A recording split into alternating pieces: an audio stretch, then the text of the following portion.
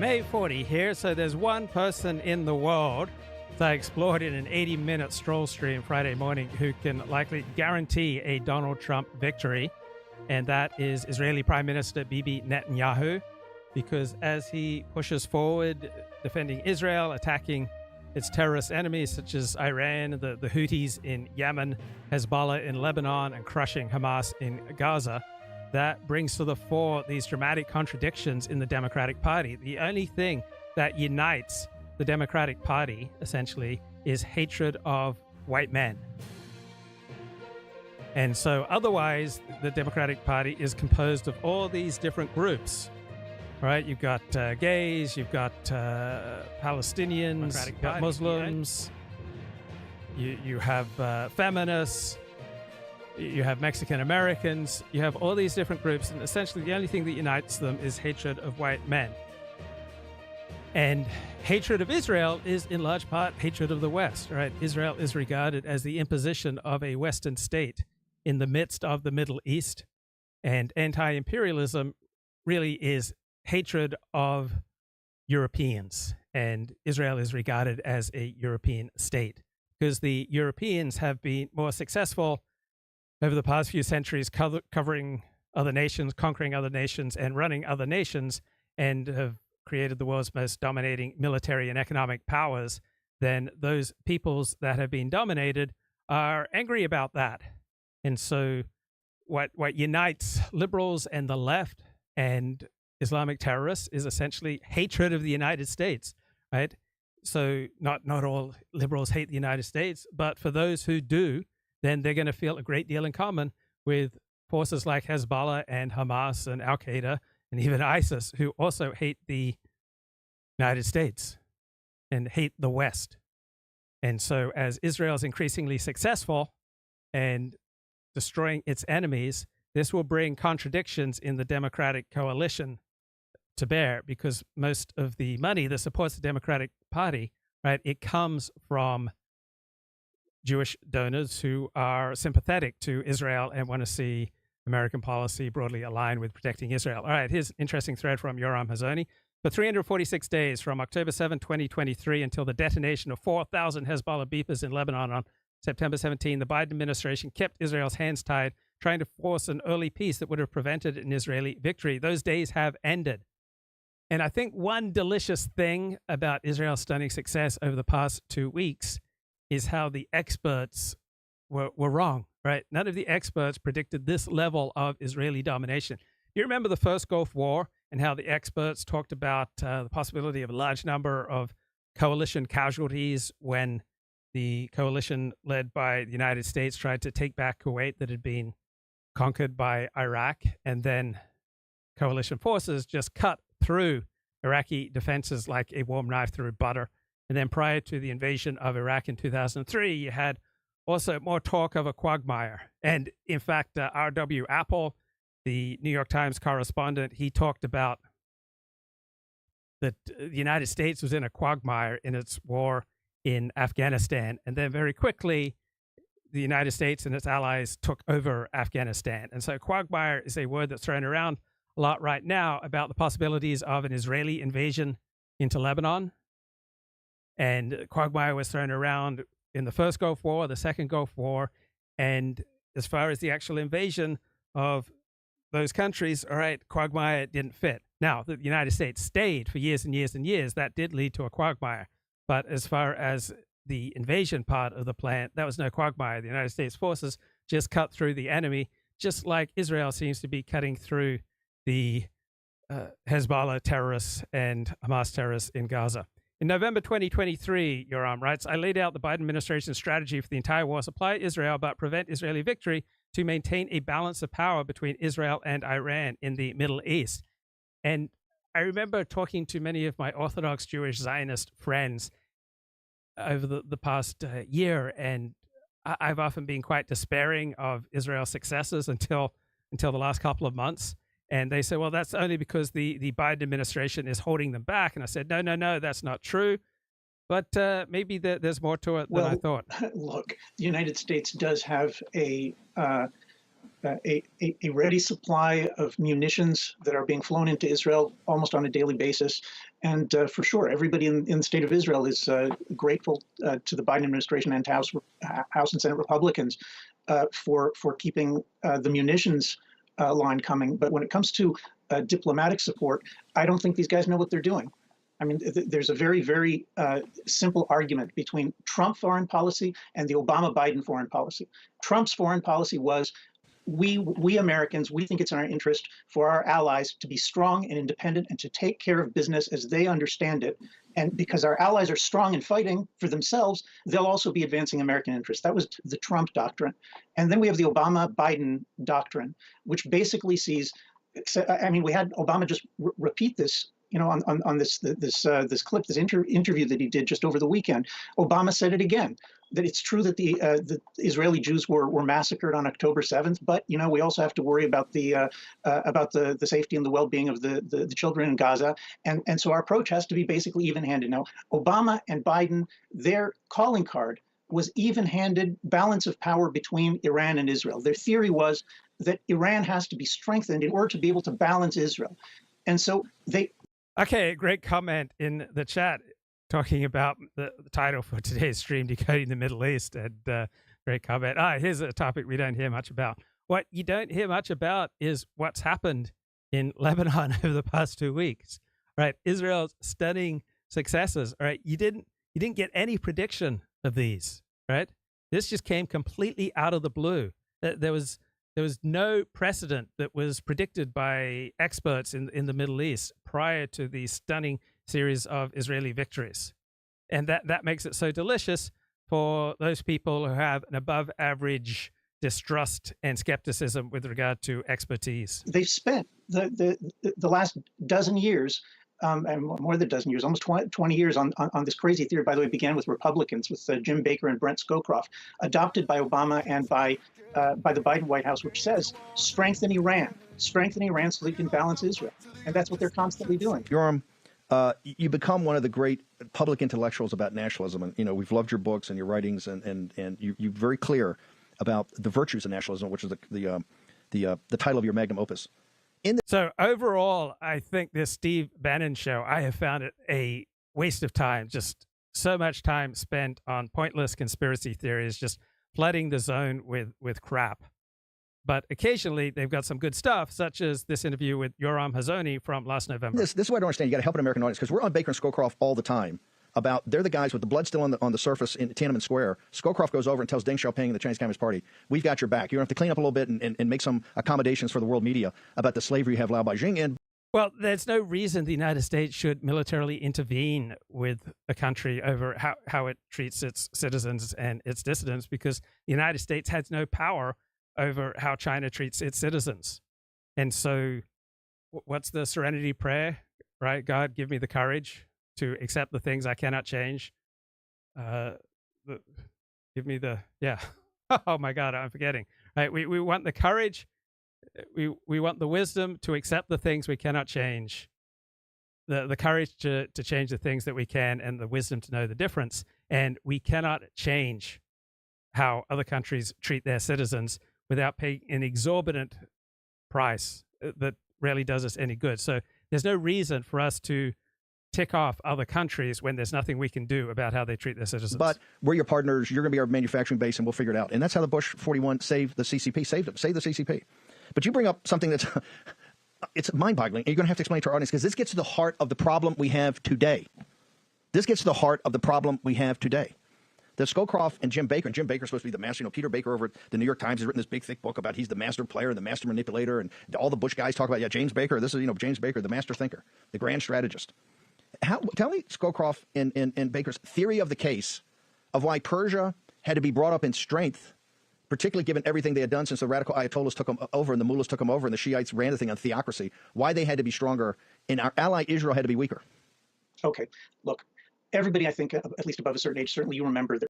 So I disagreed with the Donald Trump doctrine of unilaterally ending the nuclear arrangement with Iran, and I thought that that was just an unnecessary destruction of the Barack Obama administration reaching the best deal possible with Iran.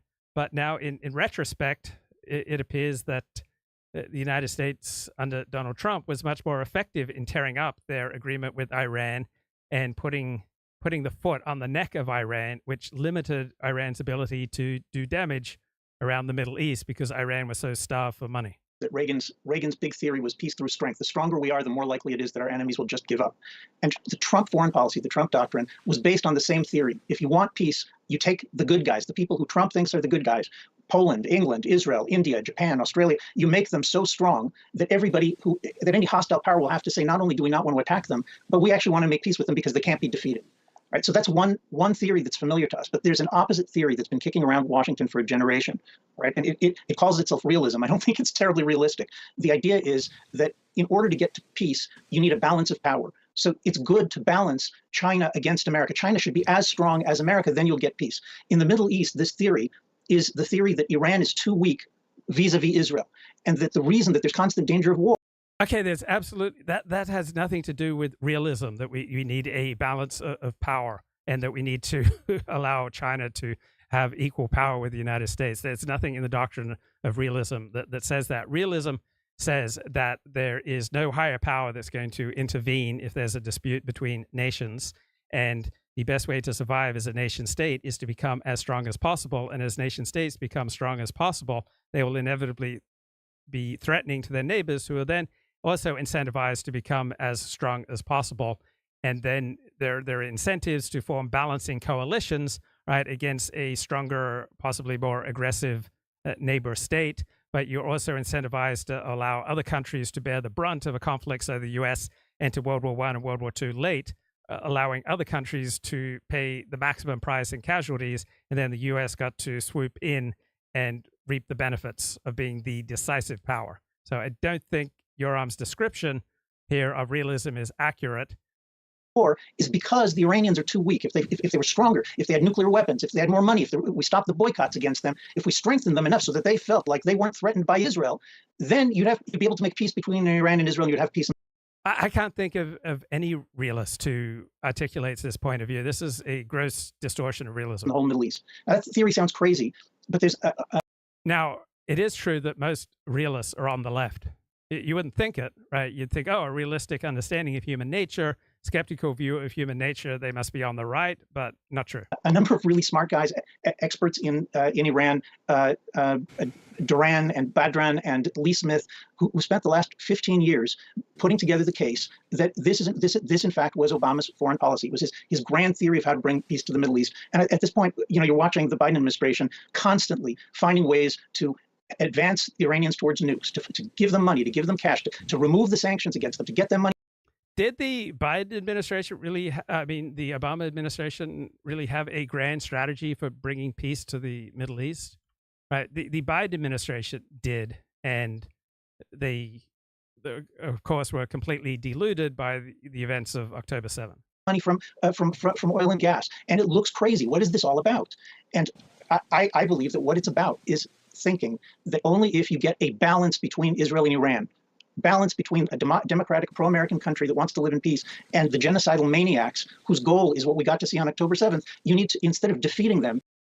I think it's a mistake to view the Iranian regime as genocidal maniacs, or to regard people as maniacs in general, all right? Usually, if you exercise enough empathy, you can see things from the other party's point of view. Iran sees the United States knock over Afghanistan in 2001 and knock over Iraq in 2003 and feel threatened, and decide that they need to create nuclear weapons to protect themselves. That's completely rational. There's nothing maniacal about that Iranian perspective. Peace through strength, allowing Israel to be as strong as possible. Instead of that, you say, no, Israel needs to be balanced by Iranian power. That means that every time that the Biden administration gives Israel something, they're also looking. Which realists say that Israel needs to be balanced by Iranian power? Instead, to the extent I understand realism perspectives on the Middle East, it is understanding that Iran is a dominant player in the Middle East, and if the United States can reach some level of accommodation with Iran, whereby Iran gets some of what it wants and the United States gets some of what it wants, all right, that is better for American interests. How can we make sure that they're not too strong? How can we make sure that they're weak enough so that when this ends, there's going to be a balance of power and therefore peace? Total lunacy. I want this audience just to embrace that. We're going to deal with this more layer by layer, but that is the type of geostrategic thinking that have us in this mess. What about the practicality of right now? Here's the point, Yoram. The United States military, for all the valor and courage we have at the enlisted level, non-commissioned officers and junior officers, the wokeness of our field commanders ever since Vietnam has been, we manage conflicts. We don't look for victory. My fear is that mentality is now seeping into the third Hamas war. Am I wrong in that? Because all I see is now all the elements of managing a program that's going to be here forever and never get solved to the detriment of our allies. Am I way off base on that? Well, certainly those are the sounds that we keep hearing from the Biden administration. I mean, just over the weekend, we got reports that from the New York Times reported that the administration is demanding that Israel reduce the firepower that it's using in Gaza. They're literally reporting that the Americans are asking us, use smaller bombs. I'm not kidding you. Use smaller bombs. Use more intelligence. Instead of blowing a building up, send in Israeli commandos in. And what all of these things have in common is that it did look to me as though Israel was not particularly careful with civilian lives in the initial stages of its invasion of Gaza, and international pressure, and American pressure in particular, perhaps incentivized Israel to be more careful. But Israel's rather slow takeover of Gaza, I thought that largely reflected Israeli weakness. But all my friends were saying, no, it's the Biden administration. They're holding Israel back. And maybe I was wrong. All right, maybe it was the Biden administration. And now that the Biden administration is in its final days, Bibi Netanyahu feels more free to assert an Israel-first foreign policy.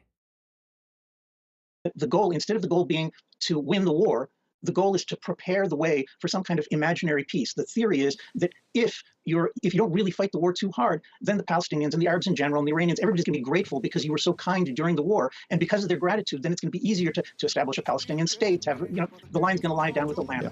But look, this is a recipe for quagmire. Quagmire. If you want to quagmire, hang on one second.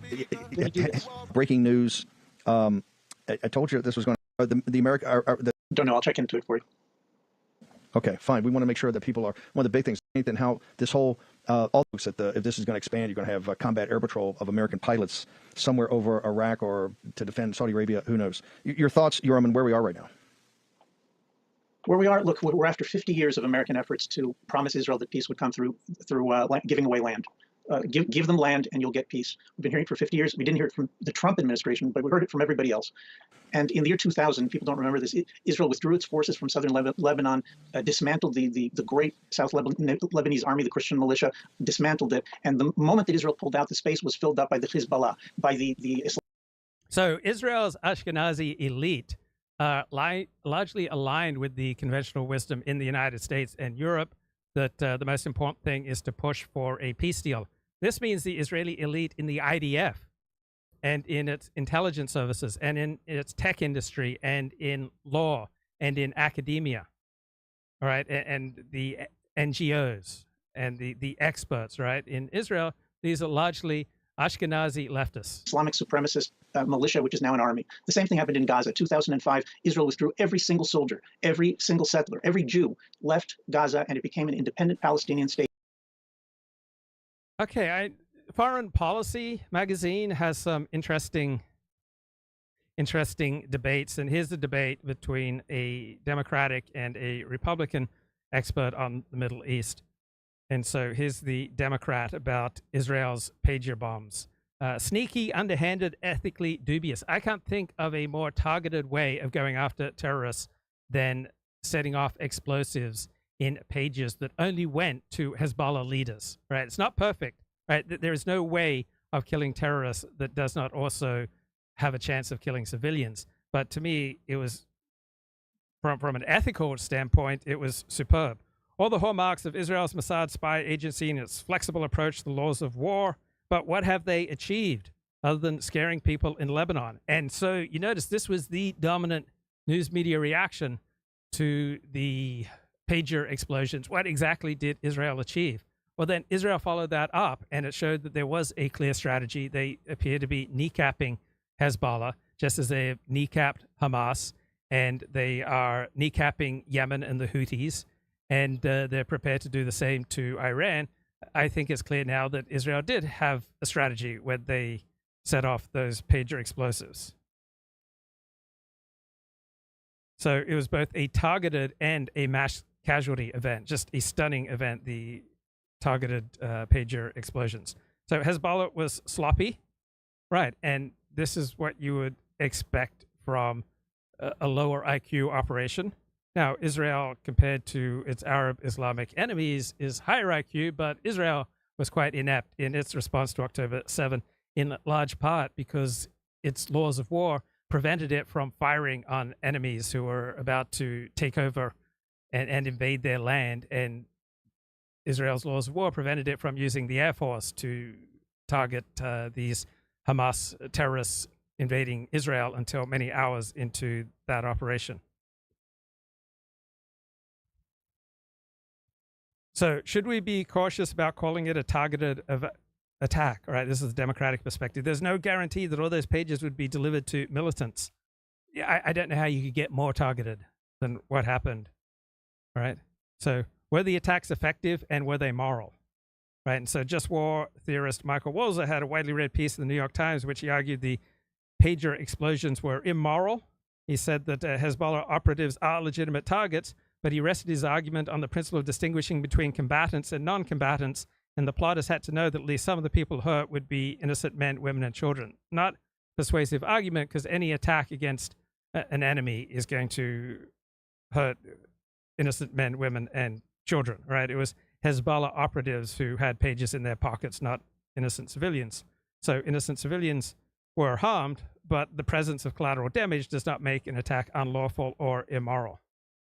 So the pager attacks are far more targeted than Hamas and Hezbollah attacks on Israel, where they try to maximize Israeli civilian casualties.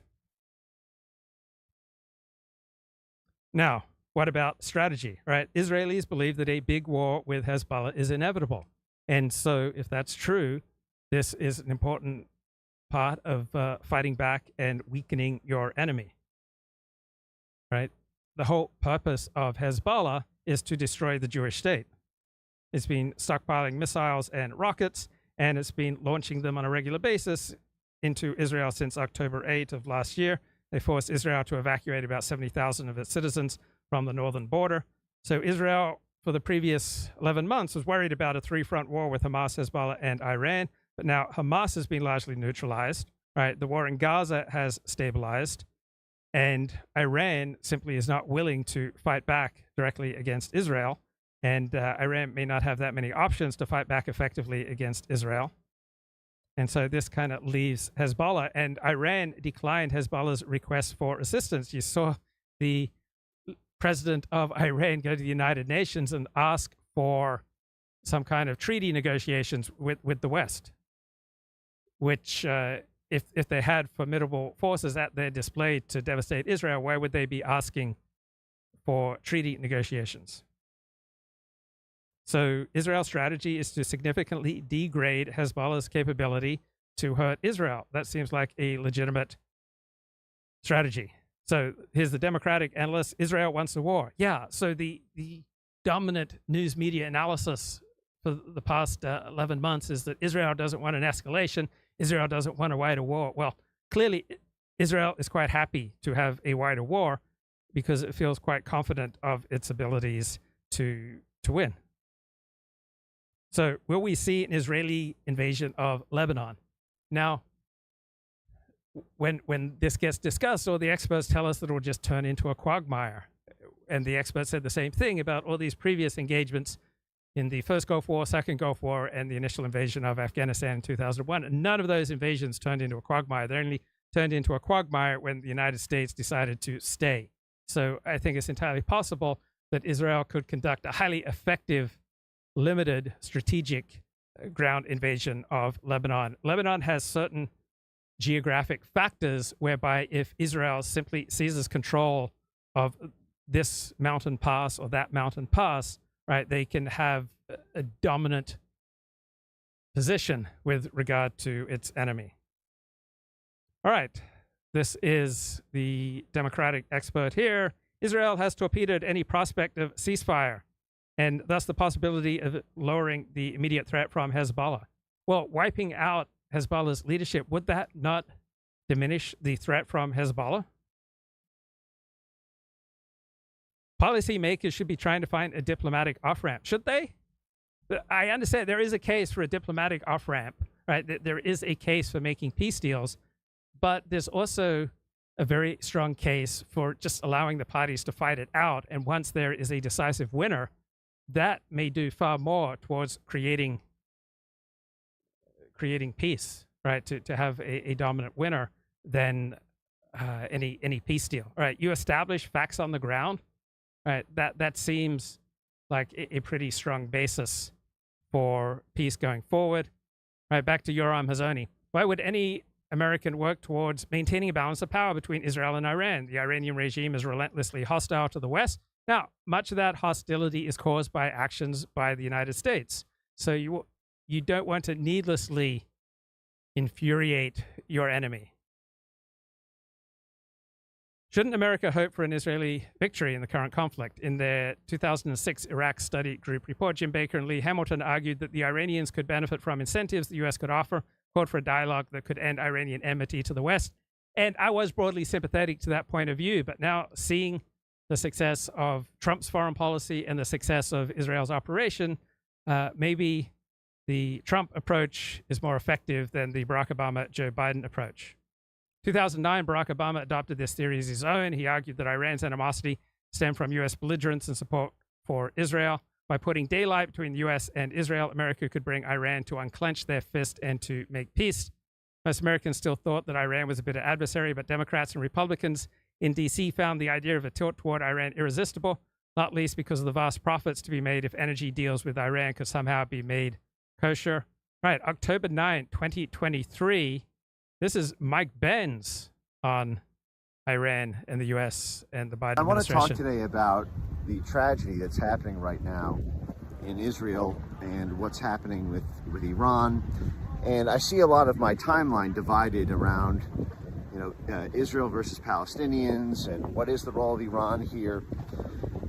And I thought that I would zoom out and try to explain how I see things, not through the lens of the particular countries involved, but rather the energy markets involved and the political stakeholders in some of what's happening here.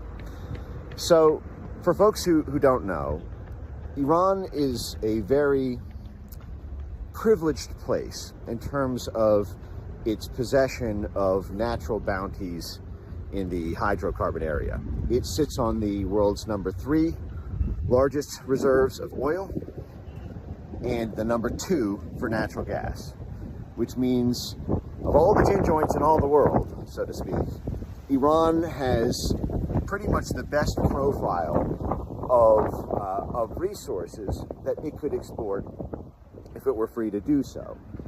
And natural gas, by the way, is considered the key to the green revolution in the sense that it is sort of the transition energy source.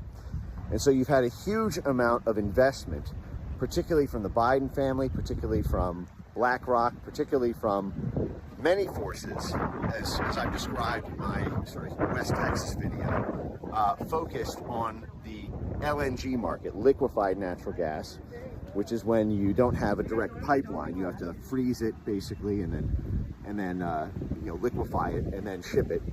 But Iran also has the ability to do direct pipelines as well, because it is so close to the Caspian Sea and can connect from there. So the main strategic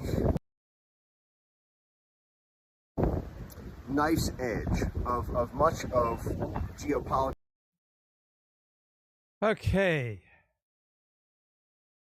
Let's bring Dooovid into the show. Dooovid, you've been quite pessimistic about Israel's military capabilities and its strength in fighting off Hamas, Hezbollah, and Iran.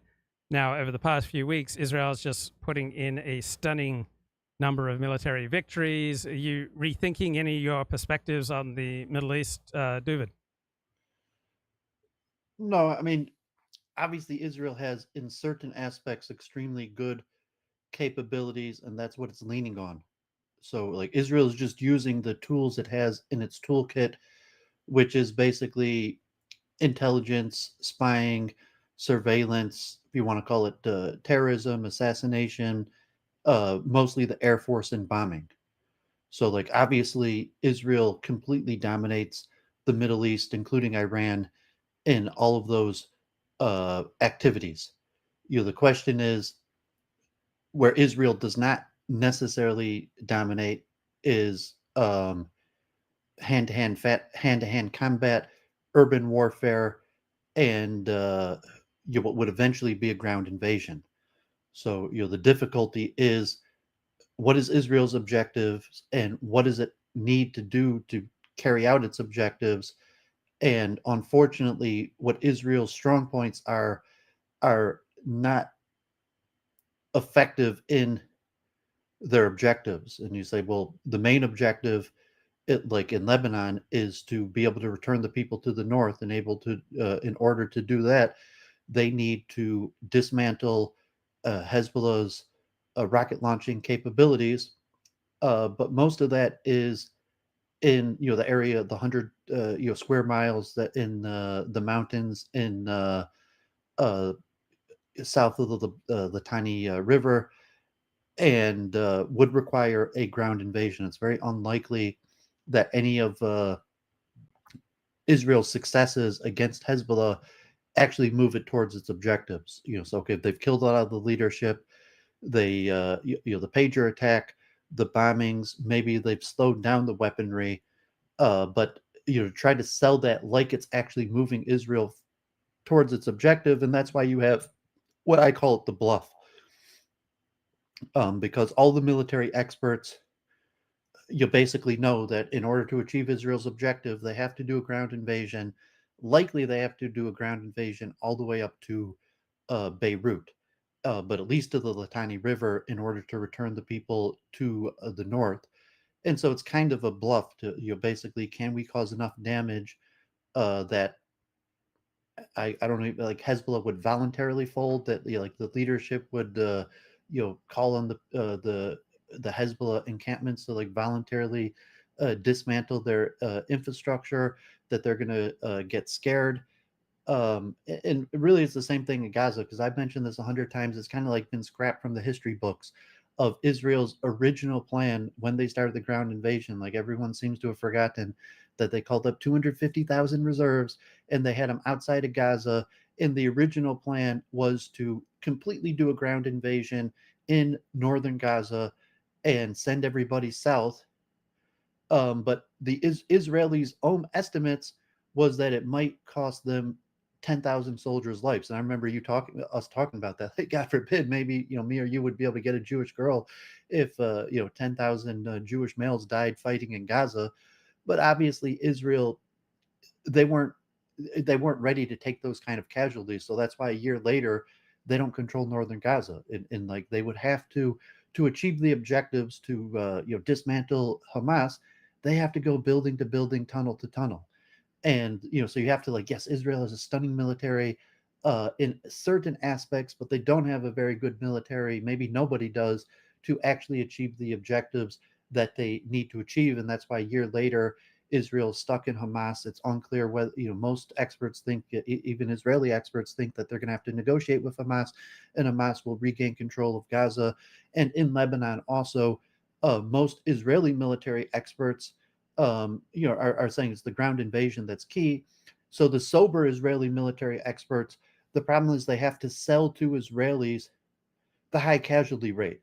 They say it is so important to maintain Israel, to dismantle Hamas, that it's worth sacrificing tens of thousands of Israeli soldiers to do it.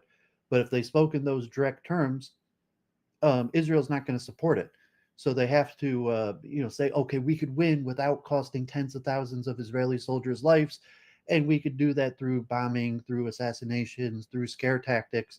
When every military expert, basically like, no, eventually you're going to have to do a ground invasion, and no matter how many bombs you drop, no matter how many leaders you kill, there's still tens of thousands of fighters that are going to be there, and they have their weapons, they have their bunkers, and it's going to cost tens of thousands of Israeli soldiers to do it.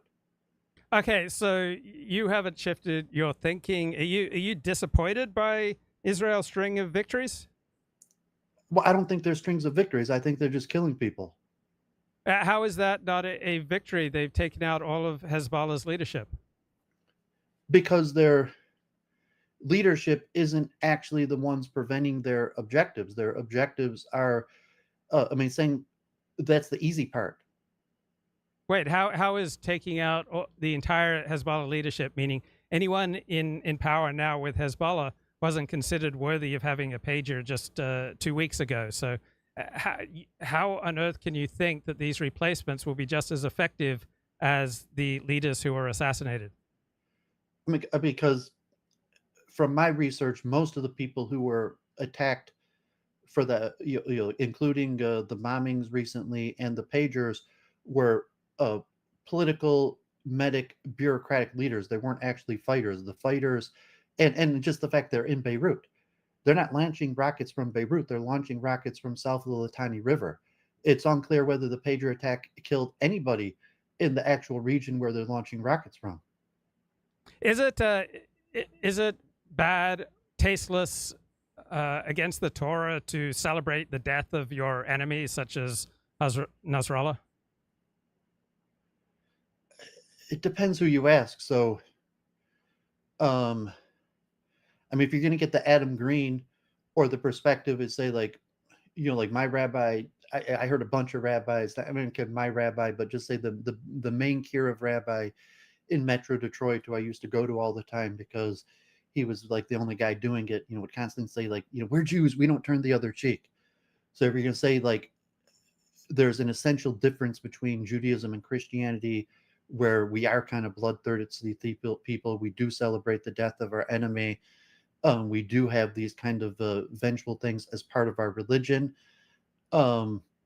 versus maybe that you have to go all the way to the anti-Zionist Haredi rabbis that just say there is no collective enemies of Jews. We're just Jews as individuals, and therefore all of these killings and celebration are completely uncalled for, go against the spirit of Judaism, because you can't.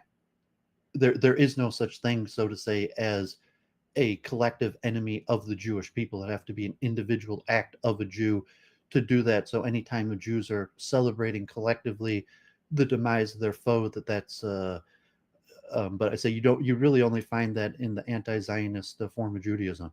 So are you non-Zionist or are you anti-Zionist? Because you sound anti-Zionist. I used to be neutral, and I've shifted, anti-Zionist with the escalation of the war. Meaning, so if I'm just neutral, that, like in order to say, like, I think these killings completely go against my understanding of Judaism, and I think the main cause of these killings are Zionism, and I'm anti-Zionist. As before the war, I was more just neutral, anti-Zionist leaning, but so now I've switched to full anti-Zionist. So you don't believe that the 7 million plus Jews in Israel should have any means of defending themselves? Well, as individuals, right? As a collective people and as a nation state, you are opposed to them being able to collectively defend themselves as a nation state like any other nation state. Yeah, I was on Stephen J. James, and he kept on saying, the talking point, and he was saying, like, doesn't Israel have a right to self-defense? It's like it's in the word itself. Self-defense refers to individuals, not groups. So you don't believe that Jews as a group have a right to defend themselves? Every other group does, but not Jews. Well, I would reject that. I say definitionally, self-defense refers to individuals, not groups. Why? Where do you get that? Isn't the definition definitionally self-defense refers to self means individual? But many people would identify themselves with their own people. So, self-defense is used with regard to groups as well. It may primarily mean individuals, but and if you look up in your defense, if you look up self-defense and you go to the Wikipedia entry, all right, it refers to countermeasures taken by individuals for a legal theory of self-defense is the right of self-defense. but yeah, it's usually used in common parlance with regard to individuals. That's correct. But It's definitional. It's self-defense. Well, I mean, if you're going to refer to group defense, I mean, so if you're using the word self-defense, it's just an inaccurate. You were saying, like, you say groups have the right to defense, and other groups have the right to defend themselves as a group. Jews should also have the right to defend ourselves as a group. yeah. But I mean, it just seems like a poor play on word to use the word self-defense, because obviously that's definitionally incorrect.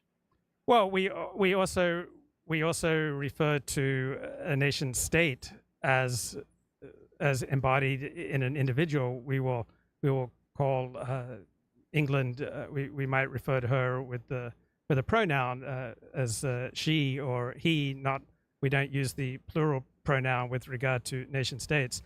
But that's an interesting perspective. But the way that self-defense is used with regard to nation states, so it may be a pollution of the semantics. But do you regard groups as not having a right to defend themselves?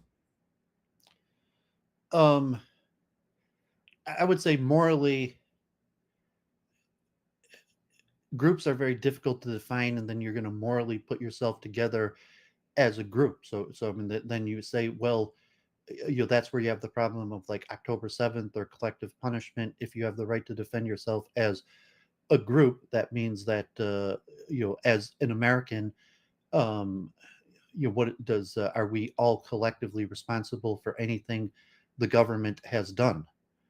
So I mean, there's some sort of ambiguity. It's kind of I mean, it probably goes to like the corporation, where you have some like the reason why you want to play the semantic trick of self to group is because you want to indemnify yourself from responsibility of the self. So it's like, well, a corporation is a group of people, and therefore I can't be held responsibly individually for what the corporation does.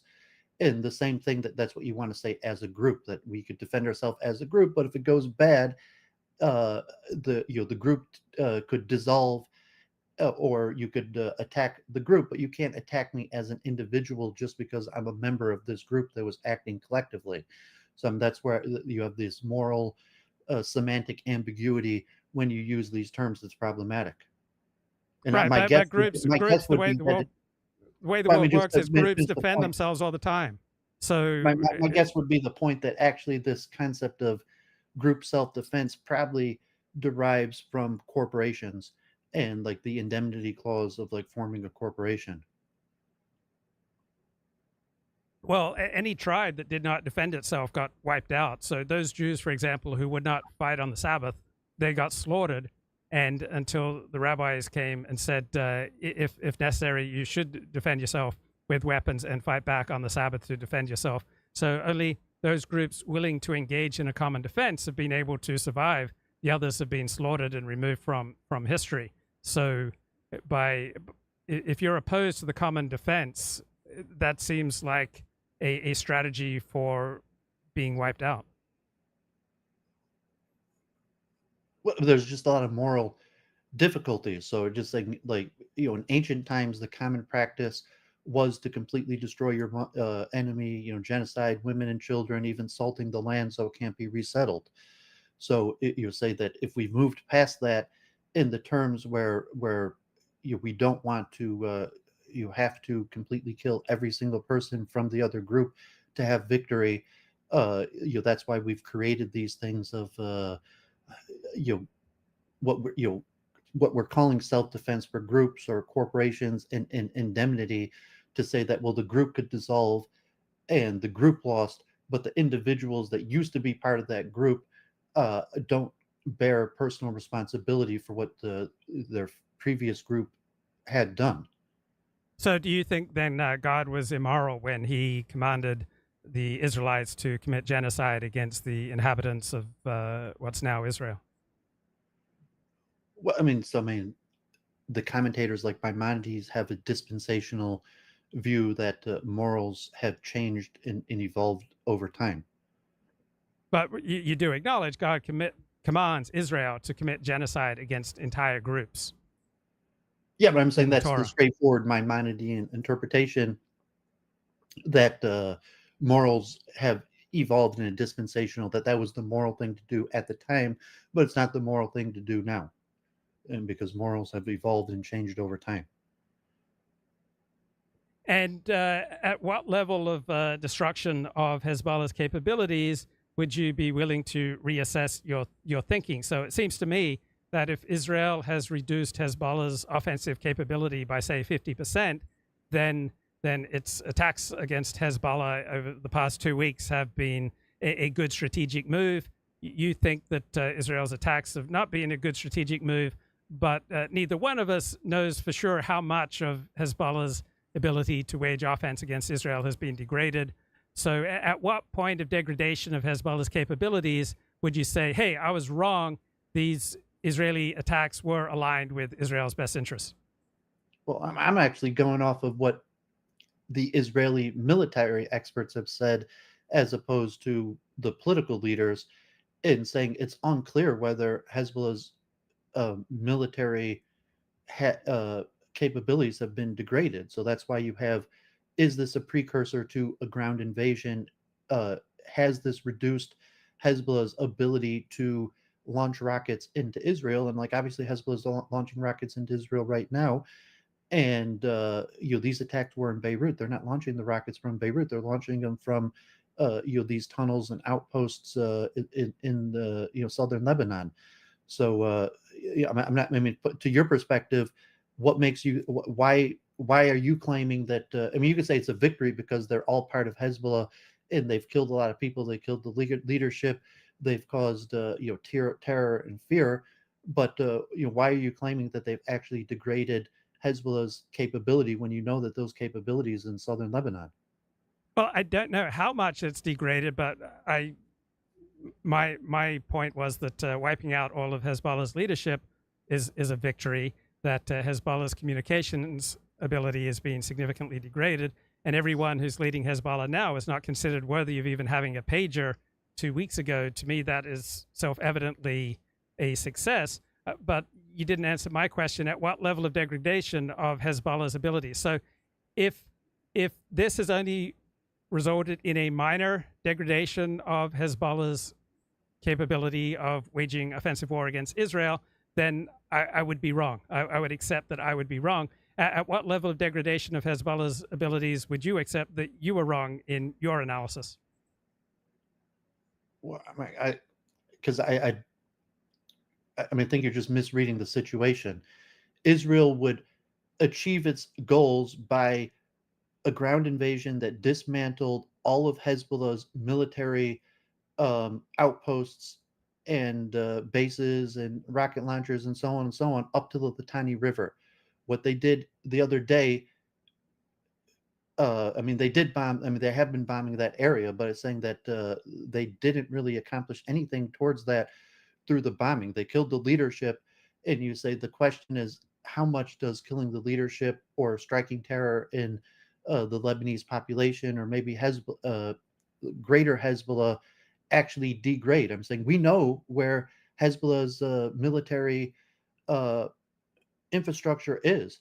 It's not where they. It's not. So I'm not exactly sure what you're saying. You're not answering my question. Let me pose it again. This is the third time. At what level of destruction of Hezbollah's capabilities would you say I was wrong? Israel mounted an effective strategic battle against Hezbollah over the past 2 weeks. I said clearly that if Israel diminished Hezbollah's offensive capabilities only in an insignificant way, then I am misreading it. At what level? Yeah, I think you're misreading it because no, just answer the question. Under no circumstances, apparently, would you be willing to admit that you're misreading the situation? Like if Hezbollah's abilities were degraded by 50%, would you then say, "Hey, I was wrong"? Well, I'm saying I've been following you. I know exactly what happened. So how do you know exactly what happened? Because I've been reading all the different papers. I've been spending hours listening to all the experts. I've looked at the maps of what got hit. And even Israel is not claiming that they degraded Hezbollah's. So how much did Israel degrade Hezbollah? As you know exactly what happened. So you're saying that they degraded Hezbollah to a very insignificant degree. No, they did. I mean, obviously they struck huge blows at Hezbollah's political and civilian leadership in Beirut. They did not strike significant blows to Hezbollah's military capabilities. That's in a different region. And so if you want me to put it in the words like admit you're wrong, so I would have to admit I was wrong. If the new leadership of Hezbollah surrendered and ordered the Hezbollah that's in southern Lebanon to abandon their military bases and dismantle them and allow international peacekeepers or Israelis to come in and completely dismantle that. And maybe that's what Israel is hoping, that they're hoping that Hezbollah will, or be forced to surrender, and that they'll have to force the tens of thousands of Hezbollah troops that are in southern Lebanon to withdraw. But in terms of the military capabilities, that's in southern Lebanon, and what Israel did with the pagers and the killing of Nasrallah, that didn't have much of an effect on Hezbollah's capabilities in southern Lebanon. Well, Israel's blown up much of Hezbollah's arsenal. So Hezbollah has many different estimates, but let's just say 150,000 rockets and missiles, but those are not all of equal value, right? Some of those missiles have the capability of hitting anywhere in Israel and to be targeted on a very precise basis. So the number of missiles with that precise targeting ability is quite low. It might even be 100. So let's just say, for point of discussion, that Hezbollah has 100 missiles capable of hitting anywhere in Israel on a precise basis. There are reports that at least 50% of such missiles have been destroyed in Israel's attacks. To me, that's a significant degradation of Hezbollah's arsenal. To me, there's just no doubt that much of Hezbollah's arsenal has been blown up by Israel. What's your read of the situation there? I think it's inaccurate as saying, okay, they did destroy some supply bases, some new shipments, but I believe the 150,000 rocket estimate, those are rockets that are already in the tunnels. So like for Hezbollah to launch the missiles, like they have a few different methods of doing it. Usually they have these trucks that come out of the tunnels, and or they have to have ground like cemented launcher sites.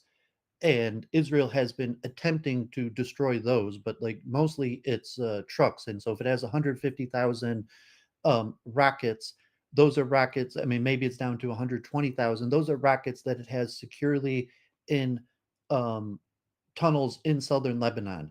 Then maybe they only have 500 to 2,000 of these huge trucks where they actually launch the rockets from, and maybe Israel has destroyed a certain number of those, and they've destroyed many of the actually rocket launcher sites in southern Lebanon. I mean, saying Israel's dropped more bombs in southern Lebanon than it's done in Gaza. But what they've hit in Beirut or these stockpiles, those are new shipments, probably that have been coming from Iran or other places or other storage. But you think like of what we're talking, their main missile base, those are safe and secure in Hezbollah's tunnels in southern Lebanon. And what Israel did had very little to damage that, as it could be seen that Hezbollah's been launching rockets nonstop for the last few days. So what do you think is important for American foreign policy with regard to the Hamas, Lebanon, Hezbollah, Iran, Israel war? Well, I mean, because you and Israelis are kind of being sold a lie that from Israel's political leadership, that Israelis' military leadership basically knows and has been saying, is that in order for Israel to safely return to the northern border, to degrade the ability of Hezbollah to launch rockets into Israel, the only method to do that is a ground invasion. There's no number of bombs that could be dropped that's going to stop that. And the reason why the political leadership won't say what the Israeli military leadership says is because what I was starting with, that the only way to successfully defeat Hezbollah is going to cost thousands, maybe tens of thousands of soldiers, because they're going to have to go in with tanks and troops, bomb, bunker to bunker, building to building, in order to destroy the Hezbollah's infrastructure.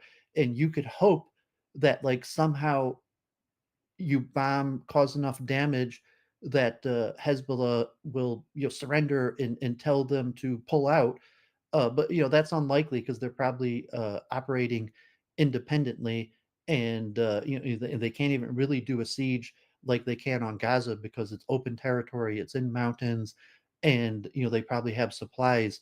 Where saying that Hezbollah could probably, even if Beirut, even God forbid, if Israel killed every single person in Lebanon, dropped a nuclear bomb on Beirut, Hezbollah could probably still be launching missiles into Israel for like 5 years. And so I think you're just ignoring the fact the only way to defeat Hezbollah is a ground invasion. And the only way for a ground invasion to be successful is going to cost a lot of Israeli soldiers' lives. And that's why, you're being sold on this, like, brilliant military victory.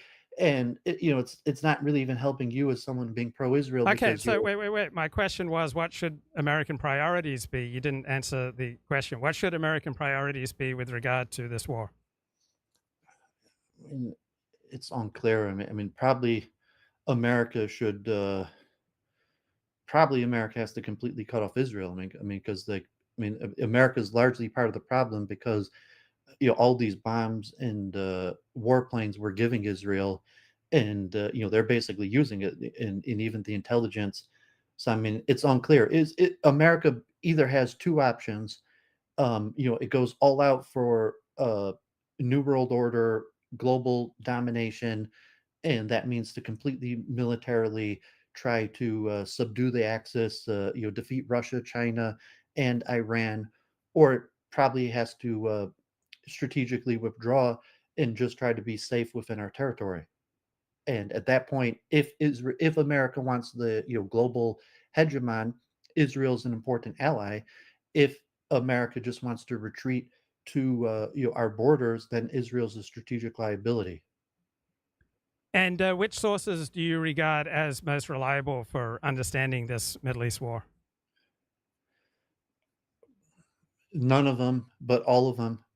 I was on Mario Nuffel's space, like the big X space, and he's got all sorts of names, across the board, from Iranian, Lebanese, Hezbollah, American, and it's kind of like a free for all with stupid arguments most of the time.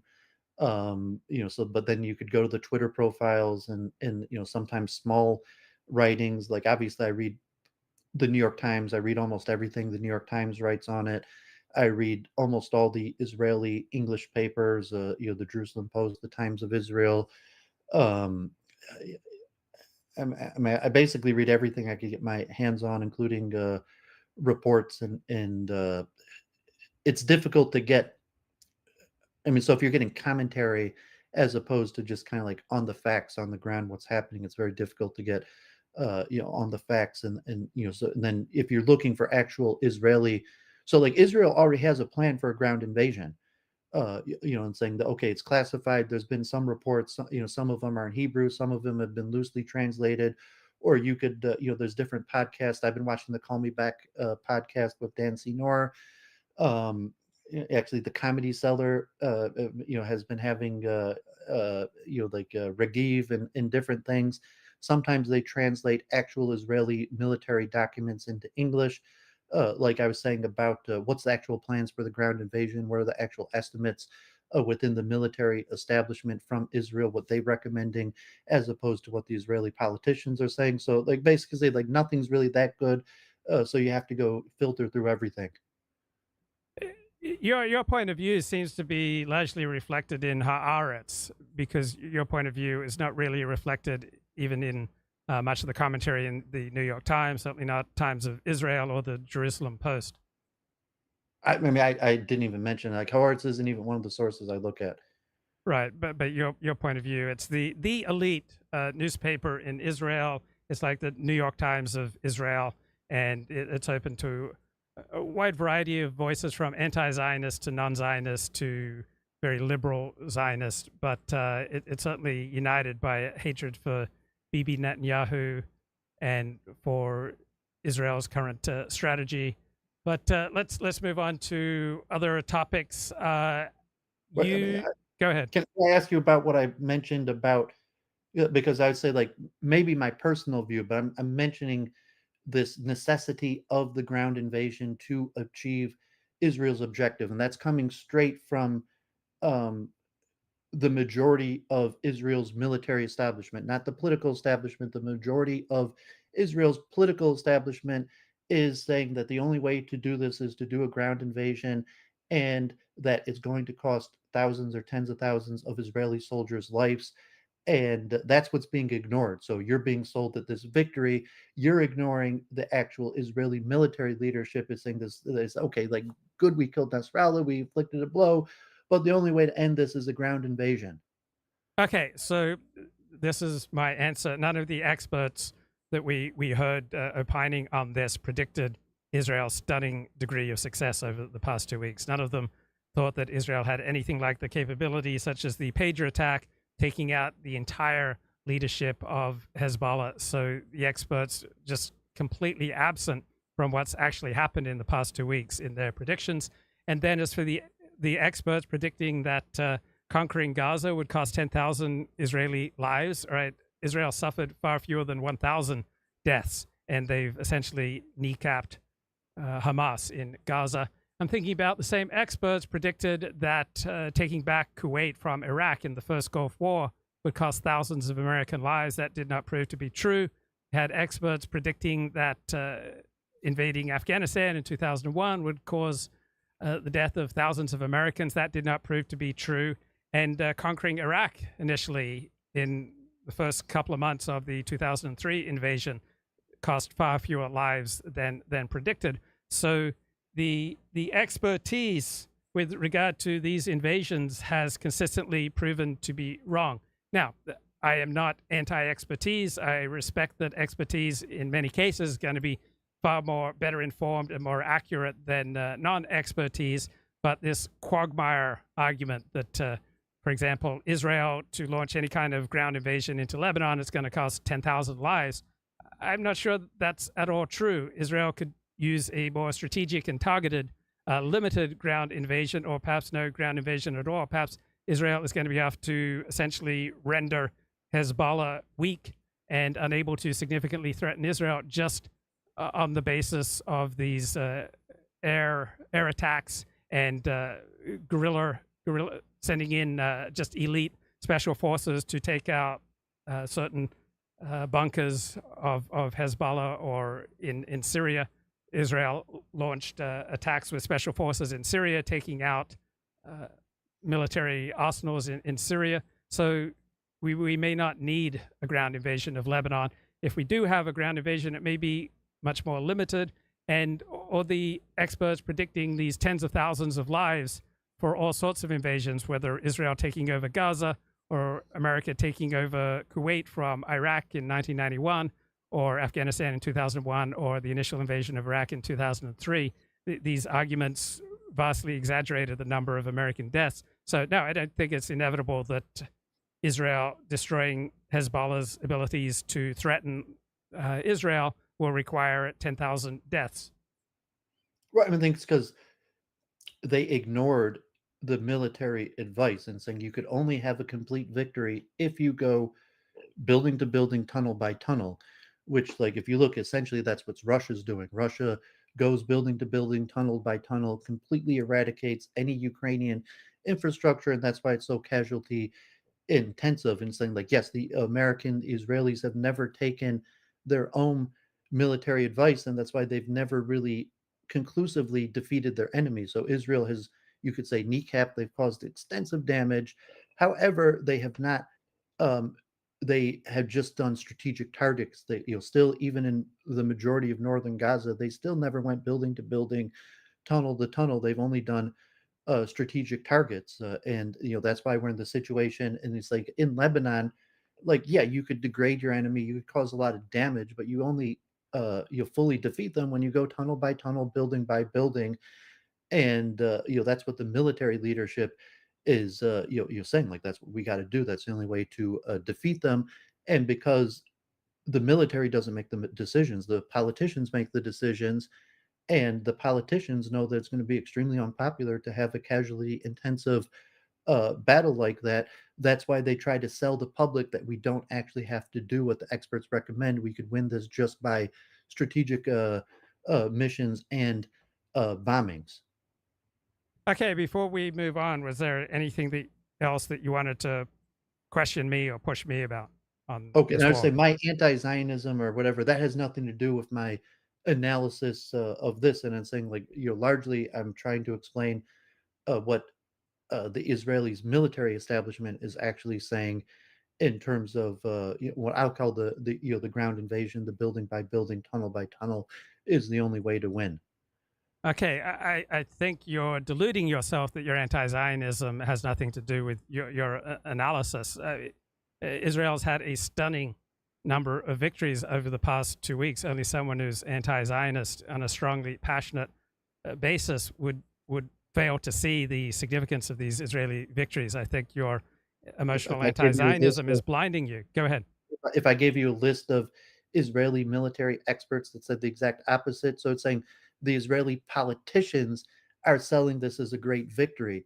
I'm not saying this as an anti-Zionist. I'm saying it because I've actually read what the Israeli military experts have said, and to say that are saying this really isn't helping us achieve our goals. We have to do a ground invasion. Okay, is there anything else that you want to push me on in this topic before we move on to another topic? No, I guess I've made my point, and just of the, I mean, kind of like the propaganda that I think you're falling for, in terms of you believing that this is a stunning victory for Israel, that it's largely Right. just propaganda. What if you were more integrated into Detroit's Orthodox community? Would that constrain your ability to speak out on these topics? Um, no, I mean, because there's no venue really to, besides like talking to the guy sitting next to him in shul. Yeah, I saw like the Young Israel, God forbid, their opening to Slikos was a mother whose kid had been killed as a soldier. Within the community, I would have no public voice to say any of this. I might have a group of friends who kind of agreed with me, or I might be able to make like a snarky comment to a few people at the Kiddush club, or sitting next to in shul. But I think even if I went to shul and like even if I was on the news, like saying anti-Zionist things, like I could probably still walk into shul and just pray, and probably no one's going to come up to me and say anything, like, especially if I just pray and leave. I mean, people might make comments to each other like, "Oh, this guy's a traitor," or whatever. But if I just walked into shul and prayed, I don't think anyone's going to like kick me out of shul for even saying what they consider the most treacherous traitorous things. And like I said, I have no venue within the community. Okay, you've already made that point. So where we find ourselves saying, like I said, we can usually stop right there. But let me follow up. What do you think of Israel's prospects of drafting the Haredim into the IDF? I think it's close to zero, because because the Haredim have the trump card of pulling out of the coalition, and then there'd have to be new elections. And um, even though it's one of the most broadest consensus things against across the Israeli public, that to create a coalition just to draft the Haredim would be near impossible, because people disagree, on so much. So I don't see any path forward to drafting the Haredim within the Israeli political system. Okay, great. So let's move topics. I believe. When did you quit cannabis, and where does that stand right now? It's been about 2 years. I was actually thinking of getting a joint, maybe for like Rosh Hashanah or Sukkah. I mean, because like now these days, like cannabis is like everywhere, and it's legal and it's cheap. Like there's like multiple medical, or not even medical, recreational cannabis places within a mile of me, and it's only like $4 a joint. So I might risk. I don't think getting addicted. I might buy a joint for Rosh Hashanah or for Sukkah. I got a few joints on Passover, but besides that, I haven't smoked regularly for 2 years. What would be the arguments for getting a joint for Rosh Hashanah for you, and what would be the arguments against getting a joint? I mean, it's a certain type higher mindset that is unique towards the holiday. There's Jewish arguments. Some people claim that marijuana was one of the incenses in the temple, and creates a certain spiritual to make me closer to God, to make more feel like kind of like praying in an emotional attachment to my prayers. So I mean, the purpose of the joint would be to have a more spiritual experience. The danger of it would be that I would continue doing it after the holiday. Okay, so I got a question for you. I had a drop-in visit to a doctor recently for a minor matter, but it needed to get dealt with. But I recognize this was a drop-in visit. I didn't have an appointment, and I had to wait over 90 minutes. And even though it was a drop-in visit, even though I rationally realized there was no reason for me to get angry, I just get so angry when I am kept waiting. Wow. And my father's the same way, was the same way. And so I just can't seem to get over that. How do you react to being kept waiting, even when you have no rational reason to be angry? Well, I mean, obviously there's a rational reason to be. I mean, you say anger may not be a productive, but yeah, I hate waiting. And I mean, presumably you have it worse than me, but like I always start to get upset during traffic, or because people make in Hebrew they call it gezelsman. It's called stealing time, and the Chafetz Chaim and Mishnah Berurah argues that it's from the worst form of theft. If God forbid I steal your money, I could pay you back, but if I steal your time, I can never give your time back. But usually I just accept humility, and I'm almost always extremely patient. And God forbid I was getting prescriptions for my mother at the drugstore, which I do regularly, and the last few times there was a long line, and there's one foreign people all working, and it takes forever. And some of the people in front of me, older white women, started to loudly complain and even make possibly xenophobic comments about foreigners. And I hated waiting in line every second, but like I didn't really get upset, and I kind of understand the problems in the system and the perspective from because you're like a lot of times when you're in those lines, you're just staring at the person, and like everything that they did that cost an extra second, you're like, you stole that time from me, I'm angry at you, move faster. You like, work harder, move faster. So I mean, I think that that's just like the natural inclination that goes through all people's mind, and it should be fought in some sort of sympathetic. But like I would definitely do everything in my power to avoid situations waiting like that. So there's a word in addiction recovery called trigger, and a trigger is a stimulus that causes a person to react disproportionate to the stimulus. So being kept waiting is a trigger for me, and I get disproportionately upset even when I have no rational reason to be upset. What are some triggers for you? I also get upset when I'm treated as though I'm stupid. Often my chest will, I had a girlfriend who noted that my chest will flush red when other people talk to me as though I'm stupid. What are situational triggers for you? Well, I mean, those definitely trigger me, and I would say I strategically try to avoid those situations. So I've worked, a situation where I almost never have to drive during rush hour. Very rarely, do I, wait in line. Like, okay, when I get prescriptions for my mother, then I kind of like humble myself, and like, okay, I'm honoring my mother, I'm doing something important. So, like by not getting upset and just, bearing the brunt of waiting in line. And God forbid if I was, like a health type issue or something for myself, But I would say like all the normal things trigger me, but I'm pretty good at the Perkiovo, slow to anger, quick to dissipate. So if you work on yourself and you say, well, anger is a natural reaction, but it's not productive. It doesn't help the situation. You bring a book. I did jobs like I was a typical Haredi in New York. I brought Tehillim with me, and now I got my iPhone or something. But just bring Tehillim, and if you're in one of those situations, just say Tehillim while you wait. Certainly like being ignored, being mistreated is always upsetting. So I usually take a theological approach that it's not necessarily just the person who is wronging me in some way. It's some sort of direction it's some sort of message from God to help me become a better person, to work on my character trait. So I have the same, like, the situation I'm in that's upsetting, and I'll take note, to say, okay, like this person doesn't treat me the way I would like to be treated, and therefore to distance my level of association or be more wary about future interactions. And then when I'm actually in the situation, I'm trying to have like a deeper conversation with God of like, why is this happening to me? What am I supposed to learn from this?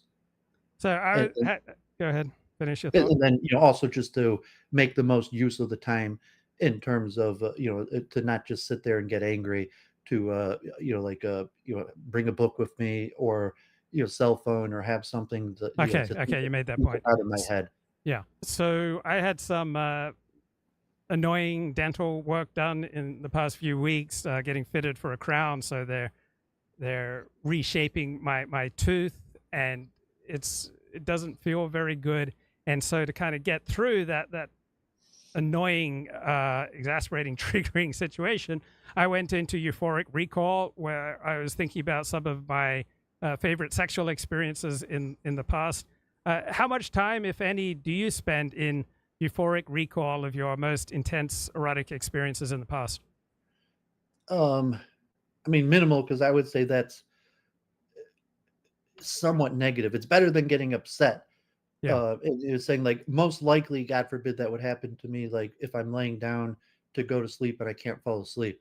Yeah, that happens to me. It's much more difficult. Like, okay, like, because I'm always researching, and I could think about like the history of science or chess or something like that. When you're in the weaker state, maybe the dentist chair, or emotional weaker state, or especially laying down and not being able to fall asleep. But say like that's definitely secondary best. From like a Haredi, you should be like reviewing Mishnayos in your head.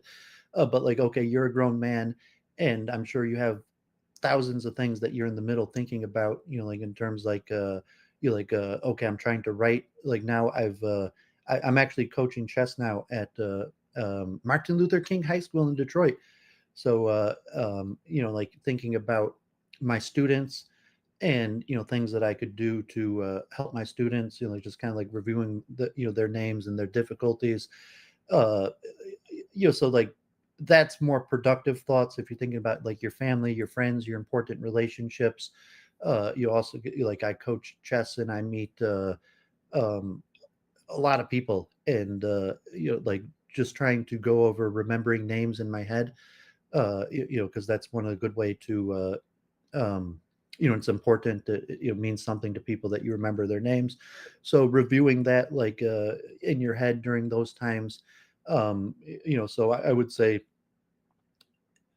this is all just like mental fortitude, mind control, to try to make your mind do useful things in those time of weakness.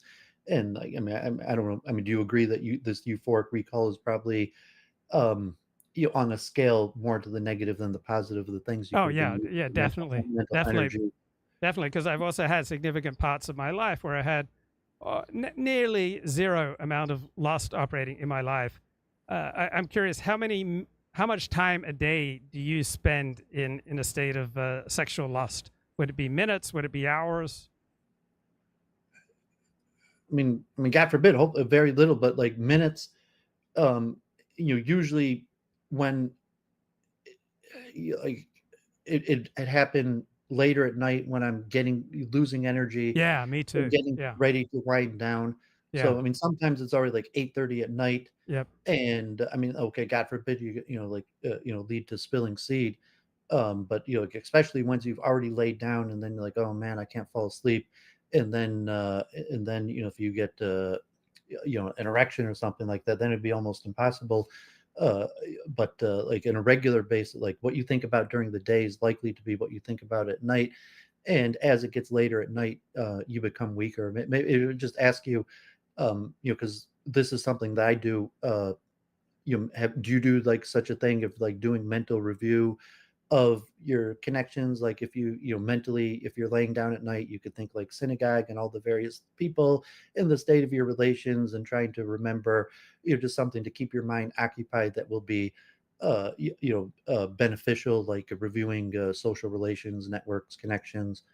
Well, I usually have something playing on Audible, a book that's playing in the background, so that if I just think about that, so something that's not too intellectually demanding, something fairly comforting, and a familiar story, and I just, if I'm able to return my thinking to whatever I'm listening to. So right now I've been listening to a World War II nonfiction spy story.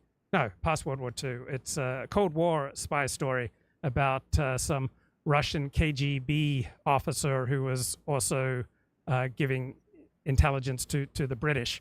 And so just listening to this familiar story, because I've been listening to it for about a week or 10 days now, if I'm able to bring my thinking back to that, that gets me out of lust. And also make sure that if I need to urinate, that I get up and urinate, because often that takes away the erection problem. Yeah, definitely. I mean, I have you not read the studies that recommend not having like electronic devices close to going to sleep? Yes, I have, but I prefer having Audible running than just allowing my brain to run on its own. Okay, well, that's why it was like my strategy of reviewing. So like, okay, like each week maybe I meet like 10 new chess students, and I got regular students, or different connections or things that I know I need to do for my business, my inventory, and to try to just review that in my head till I fall asleep. Although unfortunately it doesn't always work. Sometimes like just I'm there and I don't have the mental energy to put it useful, and then lust will overtake me, God forbid, on an occasion, God forbid. Like that's one of the natural things that all people fight. Okay, Or anything else that you want to talk about before I move on today? no, I appreciate you having me on. I basically, we had a little positive discussion on, these Rosh Hashanah's coming up, and trying to be a better person, or working on these things. Like I came on just because I'm following the war in Israel, and I wanted to stress that my opinion that I feel that these kind of Israel's winning is somewhat propaganda, and if you are pro-Israel, then you have to really think about the ground invasion. But so I guess we made the point, and so Lishana Tova, if we don't speak before Rosh Hashanah, and God bless. Always appreciate you having me on to talk. Okay, great. Good to talk to you, Dooovid. I want to go back to this article I was reading in Foreign Policy. There's talk about an Israeli ground assault into southern Lebanon. Biden is a lame duck president, so it seems that Netanyahu has been less responsive to White House demands in recent weeks, and that he will use the time between now and January to do what he thinks is best for Israel. Then he will deal with the new U.S. administration when it arrives. So it appears that Israeli Prime Minister Bibi Netanyahu has a much freer hand now, and he is seeing a significant polling boost in Israel. The White House knee-jerk response to always de-escalate is wrong-headed, says this one particular conservative analyst. So Biden argued that a full-scale war is in no one's interest, and that a diplomatic solution between Israel and Hezbollah is the only way forward. But sometimes if the goal is always to avoid war, as Henry Kissinger pointed out, then you hand the initiative to the world's most ruthless actors who are willing to use force to get their way. So sometimes your own interests, America's interests, Israel's interests, are best advanced when you kill a bunch of your enemies, rather than trying to always reach some kind of peace deal. So there are U.S. forces on bases in Iraq and Syria who will be in the firing line. Is it in America's interest to have U.S. forces in Iraq and Syria? Now, this current Israeli war is hurting the U.S. relationship with pretty much every other Middle Eastern state. Is that true? Are there not Arab states, Sunni Arab states, who will rejoice in the defeat of Shia Hezbollah and Shia Iran? Right? Why would Saudi Arabia and Jordan and Sunni Arabs not rejoice in Israel's annihilation of Shia terrorist groups? Comment from a Democratic strategist. Israel's primary strategic problem is that it cannot offer Palestinians in the West Bank or Gaza political rights. Why is that a major strategic problem for Israel? That's a major problem for Palestinians in that they do not have a nation state, but they may be able to move to an Arab state, an Arab Sunni state, and then what rights would they have in an Arab Sunni state? Right? The Arab Islamic world overall is about the most backward part of the world today. What rights do citizens of Saudi Arabia or Jordan or Egypt enjoy? I mean, these are incredibly backward nations. So why would Israel be terribly concerned about the human rights and political rights of its enemies who are trying to kill it? Israel can kill most of the population in Gaza, invade Lebanon. That will not solve the underlying political problem. Well, if you slaughter your enemy and destroy its capacity to wage war against you, that does seem to, at least temporarily, solve many of your political problems. But the center and left of center perspective is that Israel cannot kill its way out of the current problem. And a Republican perspective is good strategy begins from correctly identifying the problem. So for me, the rights of Palestinians is not a major problem for Israel. That's the problem of Palestinians. They have to learn to create a prosperous nation state, and that's on them. The problem is that Iran is supporting terrorists and proxy groups devoted to Israel's destruction. So if that is Israel's primary problem, which I think might be true, then weakening Iran and destroying its proxy groups seems to be a good strategy. So what is Israel's biggest strategy? Is a two-state solution something that solves most of these problems? All right, I don't. If you create a Palestinian state, right, will that lead to more peace, or will that Palestinian state fall under the sway of terrorist groups akin to Hamas and Hezbollah, who become dedicated to the destruction of the Jewish state? So from the mainstream perspective, the foreign policy elite perspective, the Democratic Party perspective, a two-state solution remains the best option for resolving this crisis. On the other hand, from an Israeli nationalist perspective and a conservative perspective, slaughtering Israel's enemies and destroying their capacity to wage war against Israel is probably the best solution to this crisis. So yeah, it'd be great for Palestinians to live in a functioning state that ensures their human dignity. But where do we see such states in the Arab Sunni world? I'm unaware of such states.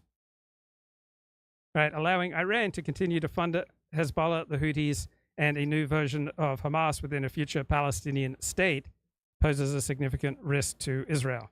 So perhaps the best way to bring stability to the region will neutralize Iran and its proxies, regardless of what happens with the Palestinians. Right? You might agree with the George W. Bush freedom agenda, right? Just spread freedom. That's the great alternative to terrorism's ideology of hatred. You just expand liberty and democracy, that will defeat extremism, right? There are arguments on that side, but when we gave Gaza the right to vote, they voted in Hamas, and Hamas has never left power. Let's get a burst here from Howard Kurtz. With Donald Trump dominating the news, sounding off on everything from the assassination attempts to Stephen Colbert and Jimmy Kimmel, Kamala Harris has ended her isolation and finally started doing a couple more interviews. And the first major sit-down, you will not be shocked to learn, was with MSNBC, with a host who's hostile to Trump. The vice president's biggest vulnerability is probably the border, which has drawn mushrooming coverage over the last year. So Harris went to the Arizona border to try to neutralize the issue. And the American people deserve a president who cares more about border security than playing political games. I will do more to secure our border, to reduce illegal border crossings. The former president started attacking Harris on immigration before she even got there. She abolished our borders and flooded our country with 21 million plus illegal aliens. They came in from all over. Think of it. They came from prisons and jails. They came from mental institutions and insane asylums. They're terrorists. They're criminal street gangs. But still, no explanation as to why 4 years ago Harris favored legalizing migrant border crossings. Kamala Harris took no questions. I'm Howard Kurtz, and this is Media Buzz.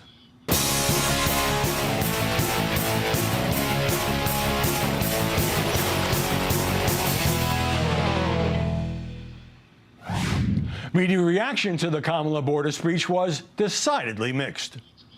It was probably one of the more ridiculous speeches we've ever heard from any politician, and that includes Kamala Harris.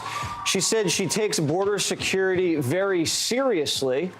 That's a lie. She's been in power almost 4 years, doesn't take it seriously at all. Bravo. I mean, bravo. I thought that was an extraordinary speech for a couple reasons. First of all, that's the Kamala Harris that I know. Who do you actually believe will be tougher, Trump or Harris? Most people would tell you definitely Trump. And I don't think this speech, despite trying to separate herself from Biden, is going to change that.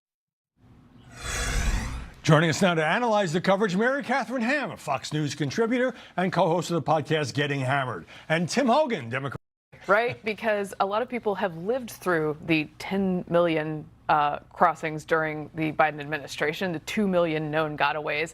They know about this stuff. They've lived through policies in sanctuary cities where their budgets are eaten up in huge numbers in Denver, Chicago, New York, to shelter migrants who have come over during this administration. But she has to make the argument that she can be different. Now, the question is whether anyone believes that argument, because she doesn't actually address the fact that all those border crossings happened, that she was for decriminalization, that she was for giving taxpayer-funded health care to migrants. By the way, I used the word was, and I shouldn't, because she hasn't said that she's changed her mind. She compared ICE to the KKK, endorsed abolishing them at one point, is in the streets chanting down with deportation. Then she's asking you to believe that she will be the person who will be serious about it. That's a tough ask, but she's down there in the brown coat doing the thing on the border.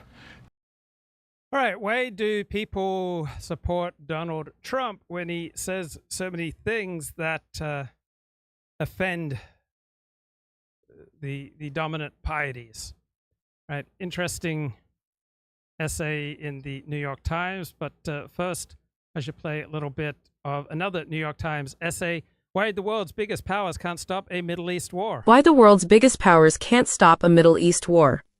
This article is by Roger Cohen and read by an automated voice. Over almost a year of war in the Middle East, major powers have proved incapable of stopping or even significantly influencing the fighting, a failure that reflects a turbulent world of decentralized authority that seems likely to endure. Stop-and-start negotiations between Israel and Hamas to end the fighting in Gaza, pushed by the United States, have repeatedly been described by the Biden administration as on the verge of a breakthrough, only to fail. The current Western-led attempt to avert a full-scale Israeli...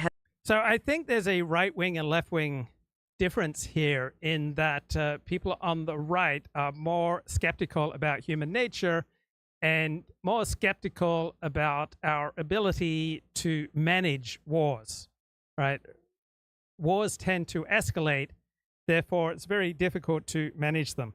So people on the left have much greater belief in the power of human reason and much greater belief in the ability of harnessing the powers of human reason to do things in the wider world, such as managing wars. Hezbollah war in Lebanon amounts to a scramble to avert disaster. Its chances of success seem deeply uncertain after the Israeli killing of Hassan Nasrallah, the longtime leader of Hezbollah, on Friday. There's more capability and more hands in a world where centrifugal forces are far stronger than centralizing ones, said Richard Haass, the president emeritus of the Council on Foreign Relations.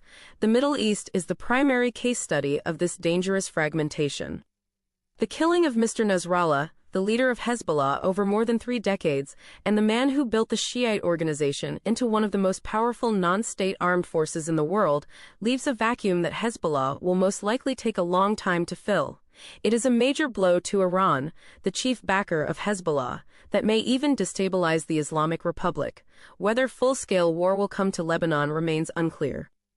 Nasrallah represented everything for Hezbollah, and Hezbollah was the advance arm of Iran, said Gilles Keppel, a leading French expert on the Middle East and the author of a book on the world's upheaval since October 7th.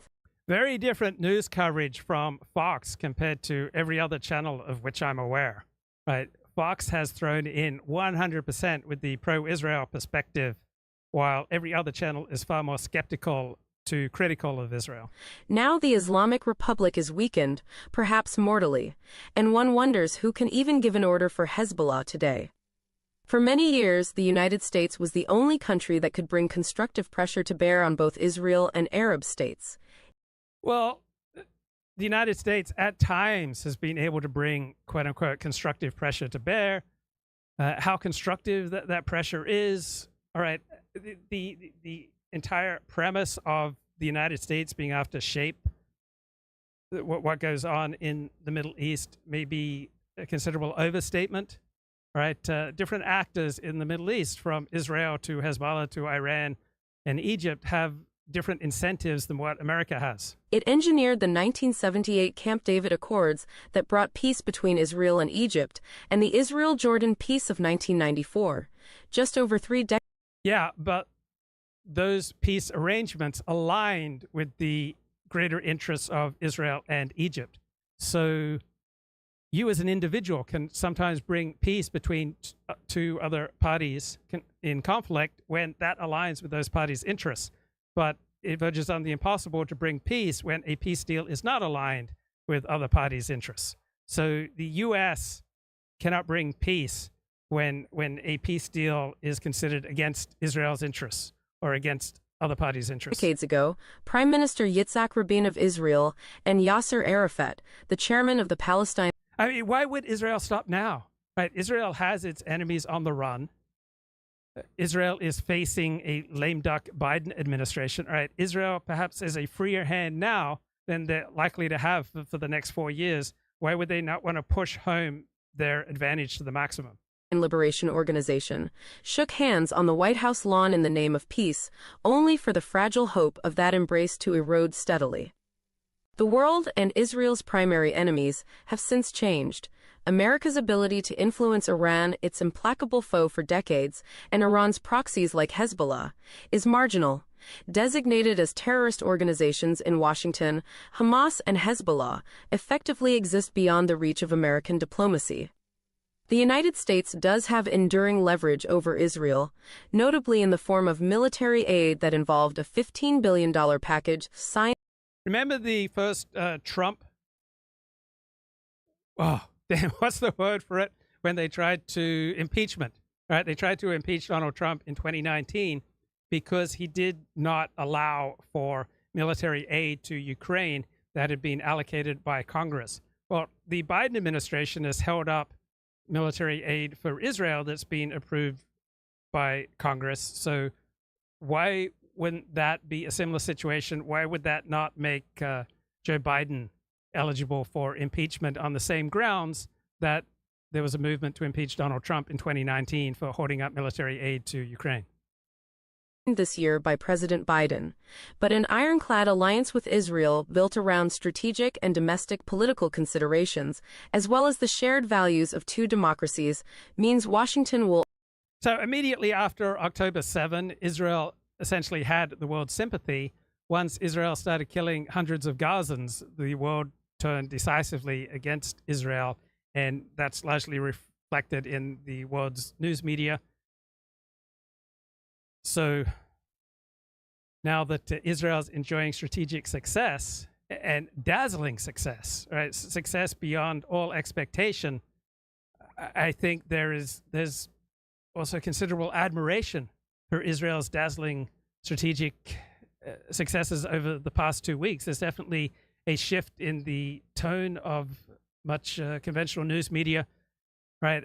Wanting to downplay, on the one hand, Israel's strategic successes, but on the other hand, recognizing that there's been a fundamental change in the balance of power in the Middle East, away from Hezbollah, away from Hamas, and away from Iran, due to Israel's dazzling strategic interests, right? When an actor is as dazzling, is as successful as Israel has been, it's really hard not to admire that degree of excellence. Almost certainly never threatened to cut, let alone cut off, the flow of arms. The overwhelming Israeli military response in Gaza to the October 7th Hamas massacre of Israelis and its seizure of some 250 hostages has drawn mild reprimands from Mr. Biden. He has called Israel's actions over the top, for example. But American support for its embattled ally has been resolute as Palestinian casualties in Gaza have risen into the tens of thousands, many of them civilians. The United States, under any conceivable presidency, is not about to desert a Jewish state whose existence had been increasingly questioned over the past year. So from a right-wing perspective, punishment in and of itself is a good thing for heinous behavior. And so in and of itself, Israel slaughtering terrorists, people who organized the murder of hundreds of American Marines back in 1983, that in and of itself, from my perspective, is a wonderful thing. But I am for the death penalty for people who commit murder. I would like to see Israel implement a death penalty for people who commit murder. From American campuses to the streets of the very Europe that embarked on the annihilation of the Jewish people less than a century ago. If U.S. policy toward Israel ever changed, it would only be at the margins, Mr. Haas said, despite the growing sympathy, especially among young Americans, for the Palestinian cause. Other powers have essentially been onlookers as the bloodshed has spread. China, a major importer of Iranian oil and a major supporter of anything that might weaken the American-led world order that emerged from the ruins in 1945, has little interest in donning the mantle of peacemaker. Well, China has a huge interest in continuing the flow of Iranian oil. So if Iran's oil processing facilities were blown up, which would be fairly easy to do, the price of oil would double overnight, and that would devastate China's economy, right? It would hurt parts of the American economy and would be of magnificent advantage for other parts of the American economy. But China would be wrecked. So it's very much in China's interest not to lose its access to Iranian oil and not to see the price of oil double overnight. The United States is a net energy exporter. It is far better positioned to ride out the doubling of the price of oil than every other major power, with the exception of Russia. Right? Russia exports a significant amount of oil. It would be aided by a doubling of the price of oil. Russia also has scant inclination to be helpful, especially on the eve of the November 5th election in the United States. Reliant on Iran for defense technology and drones in its intractable war in Ukraine, it is no less enthused than China over any signs of American decline or any opportunity to bog America down in a Middle Eastern mire. Based on his past behavior, the potential return to the White House of former President Donald J. Trump is likely seen in Moscow as the return of a leader who would prove complacent toward President Vladimir V. Putin. Well, complacent with regard to those actions of Putin that don't threaten America's interests. Why should we get exercised by things that don't affect our national interest? So whatever happens between Israel, Hezbollah, and Hamas doesn't directly affect American interests. What happens between Ukraine and Russia has virtually nothing to do with American interests. So why should we get that excited about things that don't affect our interests? Among regional powers, none is strong enough or committed enough to the Palestinian cause to confront Israel militarily. In the end, Iran is cautious because it knows the cost of all-out war could be the end of the Islamic Republic. Iran is cautious because it's so weak. Right? Its proxies are being throttled. If Iran was in a strong, dominant position, do you think they would be so cautious? right? The world experts on these type of conflicts thought Israel was in a much weaker position than it was. We see now, because of Israel's dazzling successes over the past 2 weeks, that Israel has completely remade the balance of power in the Middle East. Right? Hamas has been crushed, Hezbollah is being crushed, and Iran is revealed as weak. Egypt fears an enormous influx of Palestinian refugees, and Saudi Arabia seeks a Palestinian state, but would not put Saudi lives on the line for that cause. As for Qatar, it funded Hamas with hundreds of millions of dollars a year that went in part to the construction of a labyrinthine web of tunnels, some as deep as 250 feet, where Israeli hostages have been held. It enjoyed the complicity of Prime Minister Benjamin Netanyahu, who saw Hamas as an effective way to undermine the Palestinian Authority. Do you think Bibi Netanyahu would prefer a Donald Trump presidency or a Kamala Harris presidency? Bibi, I think, clearly would prefer a Donald Trump presidency. A Donald Trump presidency would give Israel free rein to deal with its enemies as it sees fit. And by escalating right now, Bibi is likely tilting the election odds towards Donald Trump. Now, what's interesting to me is the low level of campus protests in the United States with regard to these latest developments in the Middle East. So how well can the Kamala Harris campaign and the Democratic Party keep protests under a tight lid to further their election aims? In the West Bank, and so undercut any chance of peace. The disaster of October 7th was also the culmination of the cynical manipulation by Arab and Israeli leaders of the Palestinian quest for statehood. A year on, nobody knows how to pick up the pieces. So in their annual pilgrimage, now ongoing, world leaders troop to the meeting of the General Assembly of the United Nations.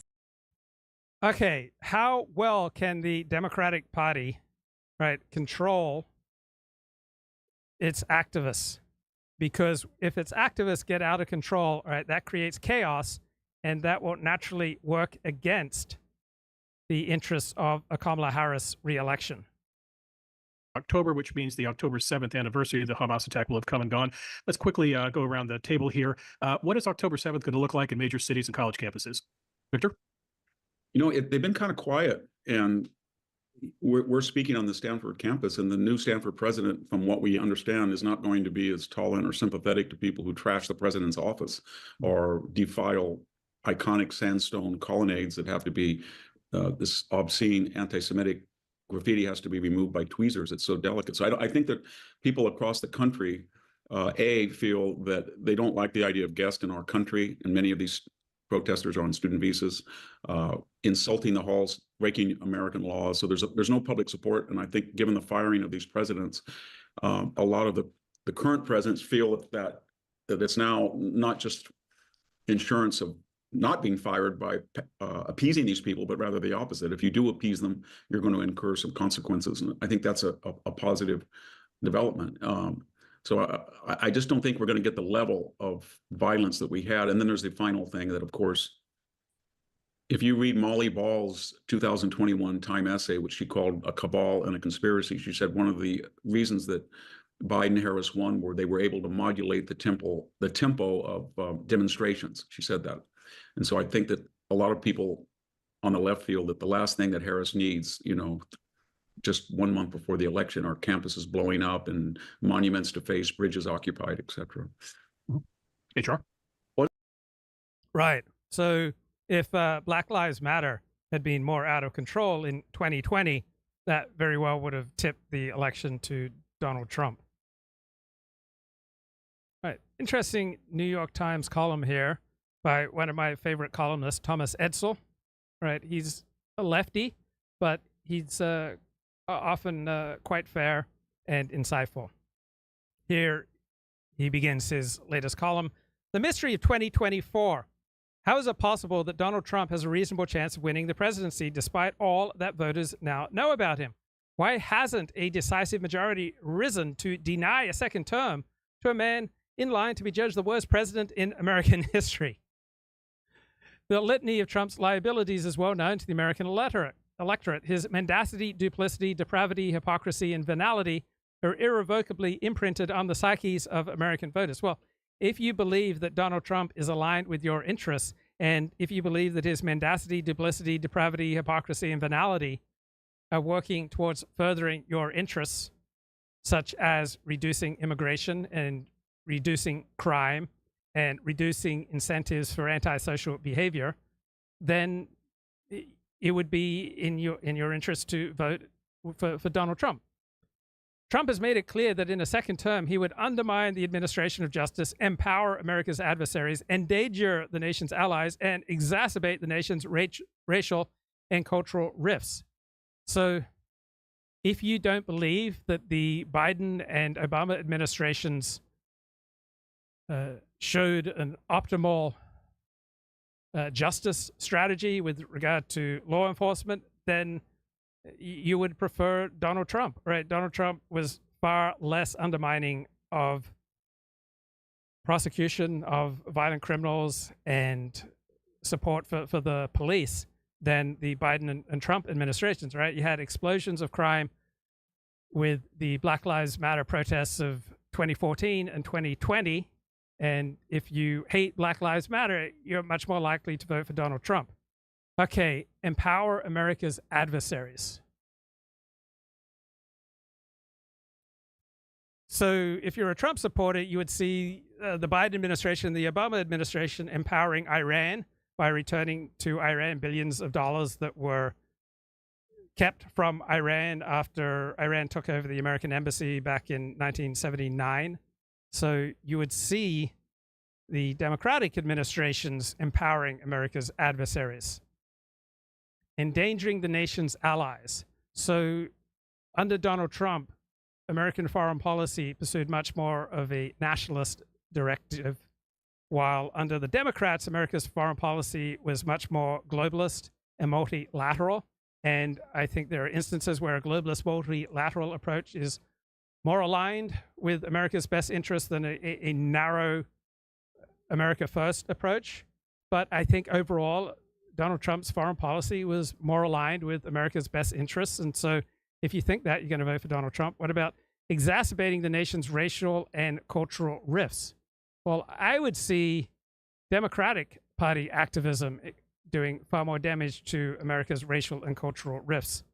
So John Podhoretz, in a 2017 Commentary Magazine article explaining Trump's Charlottesville behavior, said, whose early support for Trump played a key role in leading others to take him seriously and help propel him to the nomination, a conspiracy-oriented constituency with little regard for truth.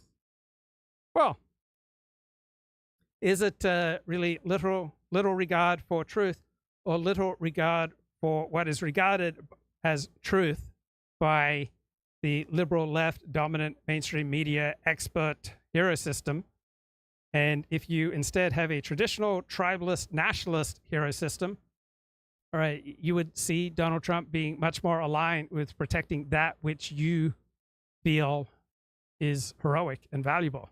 So Alex Jones and InfoWars, yes, they do spread many ridiculous ideas, but they are fundamentally aligned with a Trumpian America First nationalist perspective. And so if you want to be effective, you want to corral as many people to your side as possible, even when they say ridiculous things. So Alex Jones and InfoWars, I despise much of what they have to say, but I recognize that they still are in line with a pro-Trump America First perspective. And John Podhoretz says, I'm talking about the WWE World Wrestling something, which televises wrestling and which could claim a weekly audience of 15 million, and on whose programs Trump intermittently served as a special kind of guest. So I'm learning a lot about wrestling right now because I'm reading a book. I've never known much about wrestling, and I've always just instinctively despised wrestling.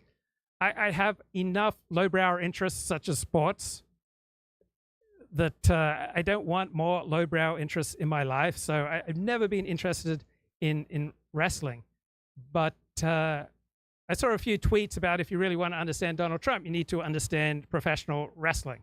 And so I'm reading a book by Abraham Reisman, who's a male to female trans, but who's written a good book, Ringmaster, Vince McMahon and the Unmaking of America. And I think I'm learning about Donald Trump from this book for one reason, to the extent that Donald Trump has a close friend, probably Vince McMahon may well be the closest thing to a friend that Donald Trump has. There is no art form more intrinsically and blatantly American in its casual violence, its bombastic braggadocio, its virulent jingoism, its populist defiance of respectability, and its intermittently awe-inspiring beauty than professional wrestling.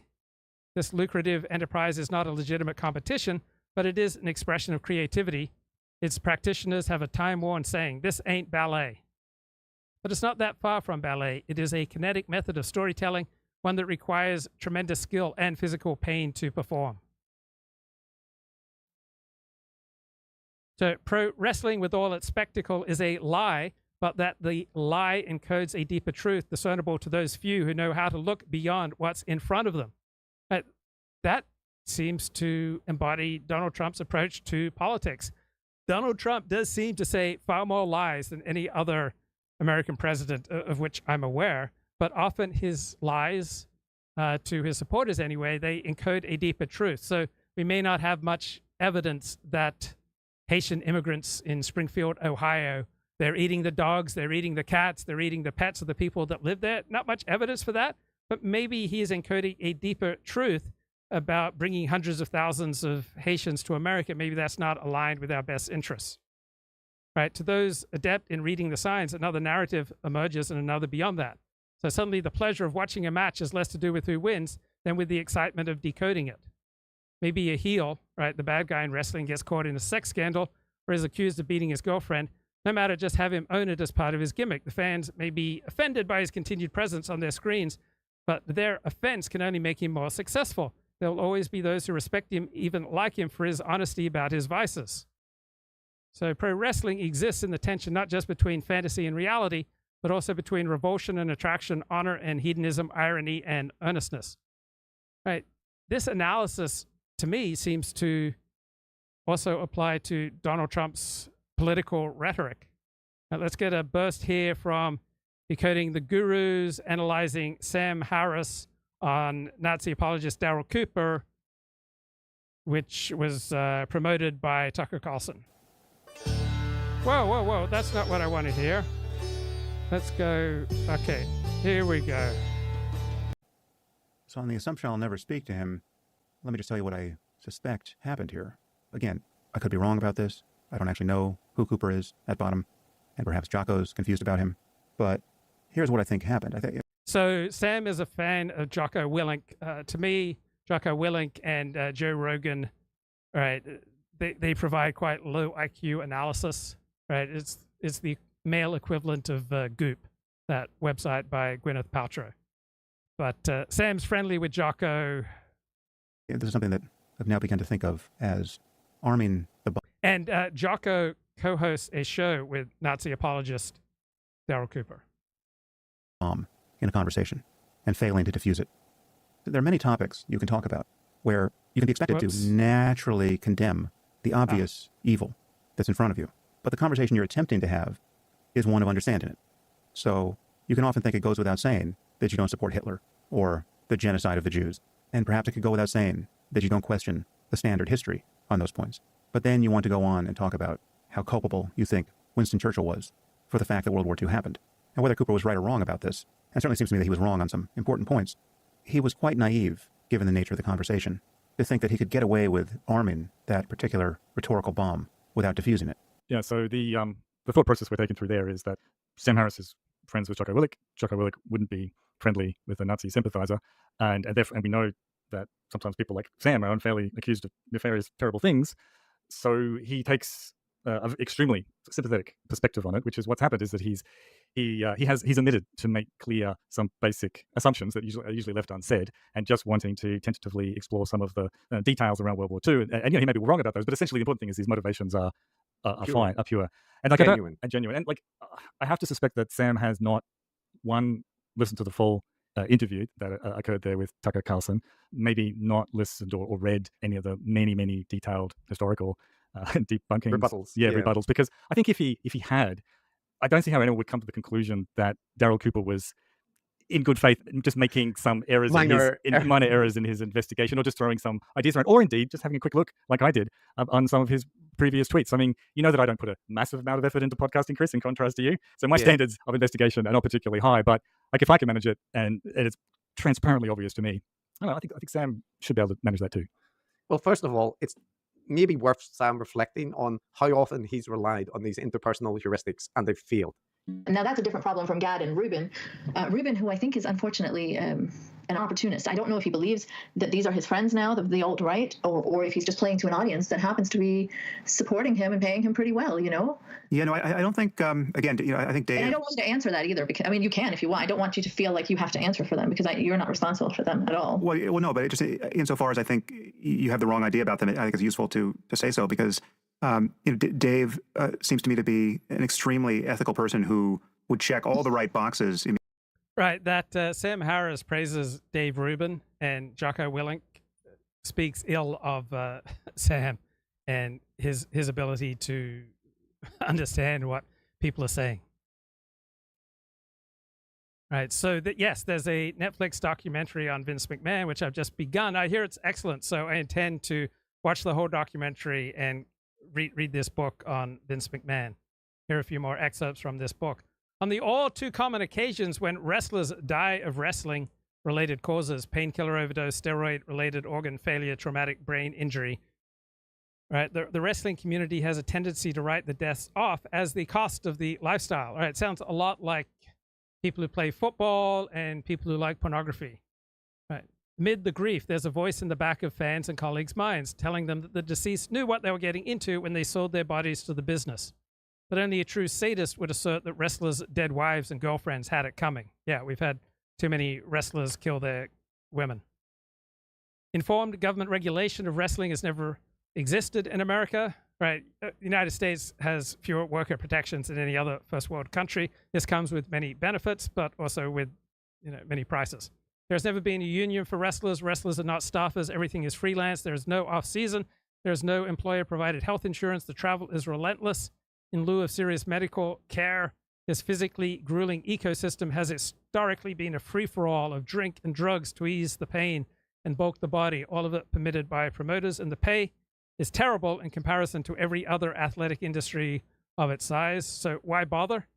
Here lies one of the grand, tragic ironies of wrestling. Much like with ballet, to achieve success, you have to want it to a degree that is both inspiring and objectively unhealthy. You have to love it more than you love your own body and mind. Your love has to overcome your instincts for self-preservation, let alone self-interest. And that love, once it burns, is hard to snuff out.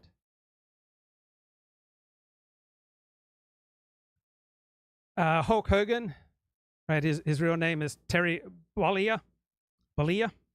And August 10, 1977, Hulk Hogan, before he became Hogan, when he was just Terry, was slated to have his in-ring debut in Fort Myers. He was getting a ride to the venue from two established grapplers then working in Florida, Buddy Court and Quebecois import Pat Patterson, who would later go to the WWF and become a key staffer. Patterson was openly gay. He's been held up as a trailblazer for queer representation in wrestling. He was also a sexual harasser. We got you in the car because we've been chosen to initiate you tonight, Patterson told Terry. The younger man was confused. Well, came Patterson's clarification, we've got about 150 miles to go. Before you get to the arena, you have to give one of us a blowjob. Think about how terrifying that would be. The 20-year-old Terry protested. He wasn't gay. He had no desire to do anything like that. He hoped for a punchline, but the older Patterson and Court looked and sounded deadly serious. I can't do this, Terry told them. As is common for sexual harassment victims, he recalled feeling shame and terror. I mean, this is awful. I just wanted to wrestle. They took advantage of how serious and focused I was. They tortured me. It was the longest car ride of my life. On top of worrying about that match, how I'd do if I looked like a fool in front of a stadium full of people. They put this fear into me. They wouldn't let me wrestle at all if I didn't do this horrible thing. The car got to the parking lot. Okay, said one of the older men. Since you didn't give one of us a blowjob before your match, we're going to have to tell all the other guys that you failed your initiation. So after your match, in the shower, in the locker room, everybody's going to grab you and F you in the ass. Ugh, Terry laced up his boots, overcame his dread to execute his 20-minute match. Instead of basking in the moment of finishing my first match in this arena full of people, I'm only thinking about one thing. Now I've got to go back in the dressing room and fight for my life. I was shaking. I was practically crying, thinking I don't want to be a wrestler anymore. As Terry nervously approached the locker room door, found all the wrestlers waiting with beers in their hands, shouting their congratulations at him for becoming one of them. It had all been a prank. After this hazing ritual, the other wrestlers stopped treating me like a dumb-ass kid. They treated me like one of their own. But the trauma lingers. I didn't understand why they would do something like that, Terry wrote. It's still weird to think about. Even now, still upsets me. For good reason.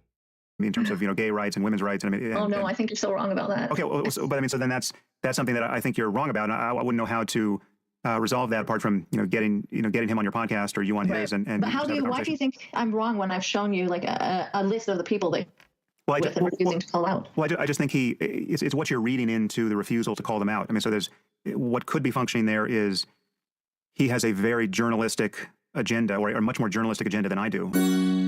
And I feel that Gad and Rubin have gone too far to the other side. Right. Well, it could be in terms of their public work. That may be the case. And again, I'm speaking somewhat from ignorance because I haven't seen even anything close to the majority of their interviews. But just in terms of my interactions with them. This ignorance that Sam Harris continually invokes to support his friends, it's a deliberate ignorance. Them privately, that's not going on at all. So that's at least. And again, these are not people who I've spent a tremendous amount of time with, but I've it's just insofar as you can get the measure of another person's mind by having dinner with them, it's that's certainly my view of them. He's argued with people that Dave Rubin was a responsible journalist, and you're misunderstanding his commitment to neutral objectivity. So I have much more sympathy for Decoding the Guru's perspective here than for Sam Harris's perspective. That's why you think he's been biased. He's not endorsing the people he's platformed. No, you were wrong. Joe Rogan is not an anti-vaccine or not a right-wing polemicist. No, he is. The list goes on and on of people who Sam has collaborated with or regarded as good friends, people that he gets on well with. And yet he seems to have misjudged their trajectory or not understood it, right? And Jocko Willink, does he have a history of correctly identifying people who are leaning into reactionary content? I don't know Jocko's content that well, but from what I've seen, I wouldn't expect him to have really good judgment on that point. He's in the Rogan sphere, right? They are generally not the most observant about right-wing rhetoric. And Jocko Willink may well be a nice guy, a stand-up guy. It doesn't make him a good litmus test for understanding. There's absolutely no connection between being a nice guy and someone with whom it is pleasant to have a meal with and their overall decency or level of insight or their epistemic clarity. Other people's motives. And likewise, many of these people, I am sure, are extraordinarily charming and extremely nice in personal conversation. And yeah, I don't know, there's just a weird kind of naivete. Like Sam can be so good in analyzing and breaking down some pretty nuanced things, I think. But then when it comes to, I guess, that reactivity against wokeness and being cancelled and that kind of thing, when that comes into play, or personal relationships, for instance, come to play, certain features, then it all goes out the window. That seems to be the pattern. Well, there's a pattern here as well, because like what Sam then talked about when he realized that, he might be making a hit. So I think a majority of the news media's critiques against Donald Trump have some validity, and I think a majority of news media critiques against Tucker Carlson have some validity. And Tucker has really gone down market, and he's just had on a lot of horrible people, and for him to praise Darryl Cooper and to drop this episode praising Darryl Cooper right before he drops episodes interviewing the vice presidential candidate for the Republicans, J.D. Vance, I can understand why people like journalist David Samuels would theorize that Tucker Carlson is doing everything he can to sink Republican chances. Tucker Carlson does so many horrible, stupid, idiotic, damaging, deceitful, ridiculous, lowbrow things that it balances my enthusiasm for the brave and insightful and clear and powerful things that Tucker does. I'm basically evenly balanced between regarding Tucker Carlson as a net positive or a net negative. So prior to this Darryl Cooper episode, I guess I would have leaned a little bit more to the net positive. So I'm not like Steve Saylor, who never criticizes Tucker Carlson I'm not like most podcasters who are seeking to increase their career and to make their life easier by never criticizing their friends and by people with whom they are favorably aligned. So I choose the freedom to speak my mind over making alliances with people with whom I share many values, but when they do things as stupid as what Tucker continually does, I just have to say, Tucker, this is so damaging, right? Tucker Carlson could not have done more harm to Donald Trump's election chances through anything else, right? This did more harm than anything else he could conceivably do. So was that malicious? I don't think it was malicious. I think Tucker Carlson has gotten high on being contrarian. And I think he's probably, to a degree, been captured by his audience. But it may well be malicious. It was just awful. Here's the conclusion. What did he do? Did he go and do research into what Darryl Cooper's output was in the way that he misrepresented things? No, he reached out to his friend to try and invite Darryl Cooper to have a conversation with him. Yeah. And following what he said, it sounds very likely that he would have allowed Darryl Cooper to reframe it as, yes, of course, he's not presenting things. Right. Sam Harris's reaction to Darryl Cooper was to invite him on his show.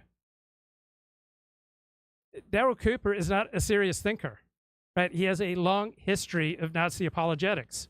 Now, I'm not against having a Nazi apologist on your show, but you should know who you're having. You should do a little research. That Hitler was a good guy. He's just raising, legitimate questions. And Sam seems to have this notion, which is, like, to me, incredibly naive, that if you get someone and you're like, are you a pro-Hitler? I am unaware of anything that Steve Saylor has published that troubles me. Nothing. And I don't blame Saylor. I don't criticize him for not criticizing his friends, such as Tucker Carlson, or his allies. I don't blame people who employ that strategy. Holocaust denial person, that they'll say, yeah. And if they don't say yes, it means that everything that they've been accused of, it doesn't hold up. And you're like, if that. Yeah, so Steve Saylor's blog is hosted at uns.com, and I think there's a lot of ridiculous, heinous pro-Nazi material on uns.com, but I don't blame Steve Saylor for that, right? But I'm open to critiquing and blaming Saylor for that. But as it stands, I will only blame Steve Saylor for what he says and for what he writes. That his blog is hosted by a website that also hosts ridiculous commentary of usually an anti-Jewish, pro-Nazi direction. I'm not going to blame Saylor for that. Where the standard, and David Irvine, I think, also isn't a Holocaust denialist, because I'm pretty sure in various times when he was interviewed, he said, no, No, Steve Saylor's blog hasn't moved. He still operates it at uns.com. He has started a Substack, which is strictly speaking not a blog. It's more of a newsletter. And I think that's a great idea. I would expect that Steve Saylor makes a lot more money now. And it speaks very well of Substack that they permit people like Richard Spencer and Steve Saylor to operate there. I'm not naive. He went on to be more overt about his stances and that kind of thing. But this notion, in other circumstances, Sam is really critical of people who think that you can just podcast your way to insight on topics. But his approach here is that he could resolve this topic by talking to Darryl Cooper. And he doesn't suggest that he would need to do a bunch of research into Darryl Cooper to have that conversation. It sounds like he was just ready. So up until the end of 2018, I was pretty much wide open on who I would allow on my show. And then in the years since 2019, I've become increasingly selective. So there's a time and a place for just, wide open, almost anything goes. For my own best interests, I've become much more selective. I recognize the value in a wide open show where you have guests from all over the spectrum. To jump on the call, like he was with Alina Chan and Matt Ridley, without contacting, all our experts. And the contrast here, Matt, is trigonometry got Niall Ferguson, a historian, on, as opposed to, maybe they did also, I'm sure they did reach out to Darryl Cooper, but that means that their approach is more epistemically rigorous than So Neil Ferguson is no credit to the discipline of history, right? He's an academic entrepreneur, right? He makes a lot of money selling his analysis to businesses, but Neil Ferguson is like Tucker Carlson, just willfully wrong on so many things, right? Both Tucker and Neil have the economic means to hire fact checkers, and the most obvious explanation for why they promote so much that is factually false is that they like the amount of freedom that they have to innovate ideas by not caring particularly about facts. Neither Tucker nor Neil Ferguson optimized for truth, though with regard to Darryl Cooper, Neil Ferguson was excellent. And that should be a warning sign, I feel. Yeah, that's right. Yeah, similarly with anti-vaxxers. They don't say, yes, I'm an anti-vaxxer. No, I mean, at the extreme end, you might find a few that do that. The vast majority of them will explain, in great detail why that. Yeah, is there anyone on Substack who is farther outside the Overton window than Steve Saylor or Spencer? I'm sure there are many who are about there, but I couldn't name any. They are not an anti-vaxxer, and rather they just have these very specific concerns. Look, step one with this kind of thing, which is the step that you and I took, is when... I have never heard anything from David Starkey that gave me pause. Never. You familiarize yourself in detail with everything that was said. And two, you then go and find reputable sources to check it and see the degree of reasonableness and so on. In this case, I'm a history geek, I knew a fair bit, but I didn't want to rely on my own kind of impressions. I've never heard anything from Charles Murray that gave me pause. I have heard things from Amy Wax that I considered wrong and ill-advised, but never from Saylor, never from Charles Murray.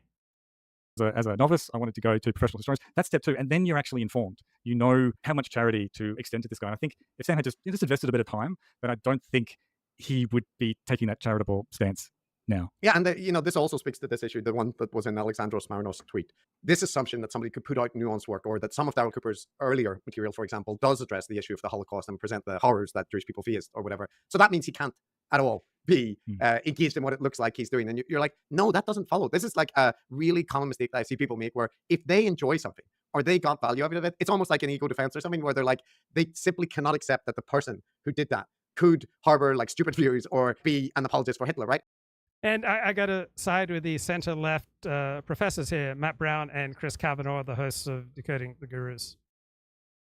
And there are areas where I do not side with them, right? I do not side with them when they just heap ridicule and scorn on people like Steve Saylor and Charles Murray without being able to poke holes in the arguments of people like Steve Saylor and Charles Murray. All right, back to this Thomas Edsall column here in the New York Times from last week. Trump was operating in a universe separate from the traditional politics of the Republican and Democratic parties. That's true. He was operating in a world rooted in his 25 years in pro wrestling. Good point. In which people put up good money to watch fake fights they know in their hearts are fixed. Well, people put up good money to watch fake theatrical performances, all right, performances that are not factually true. The pervasive denial of truth has been crucial to Trump's continued viability. All right, that's where I'm skeptical. Gary Jacobson is a political scientist at the University of California, San Diego. He published an essay, Popular Reactions to Donald Trump's Indictments and Trials and Their Implications for the 2024 Election. He argues that this denial of truth, this motivated ignorance reinforced by right-wing pundits and social media entrepreneurs, helps explain the tenacious loyalty of Trump's MAGA followers. So there's a uncomfortable truth that different groups have different gifts, and the news media tends to be in denial of this truth. So people on the right tend to deny certain truths, such as that many of the criticisms of Donald Trump and Tucker Carlson are valid, and people on the center and on the left also deny many basic truths, such as different groups have different gifts. Jacobson concludes, Republicans and Trump voters downplay the importance of the crimes charged, and large majorities refuse to admit that Trump committed such crimes anyway. So I think some of the charges against Donald Trump, such as his careless handling of classified documents are valid, and there is a reasonable basis to charge him with crimes for those things that he did, but many of the other charges were politically motivated. So some charges, I think, stand up and other charges don't.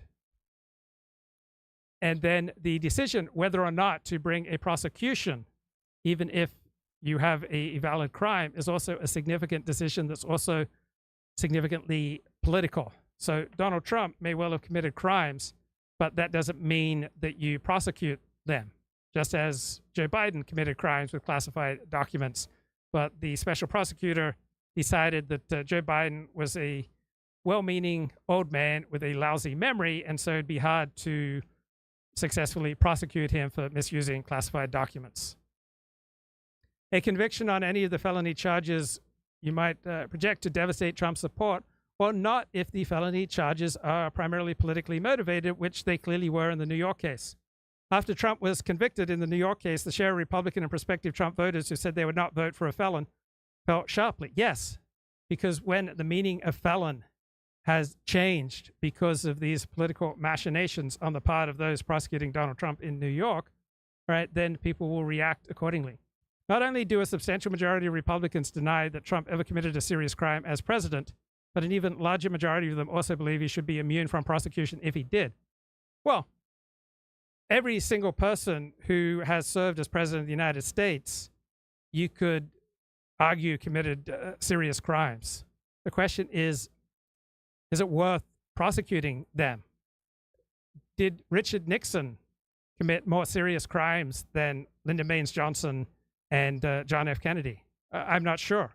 Just because Nixon was successfully driven from office does not mean that the moral import of his crimes or the factual basis for his crimes was just so significantly different than the situation of LBJ and JFK.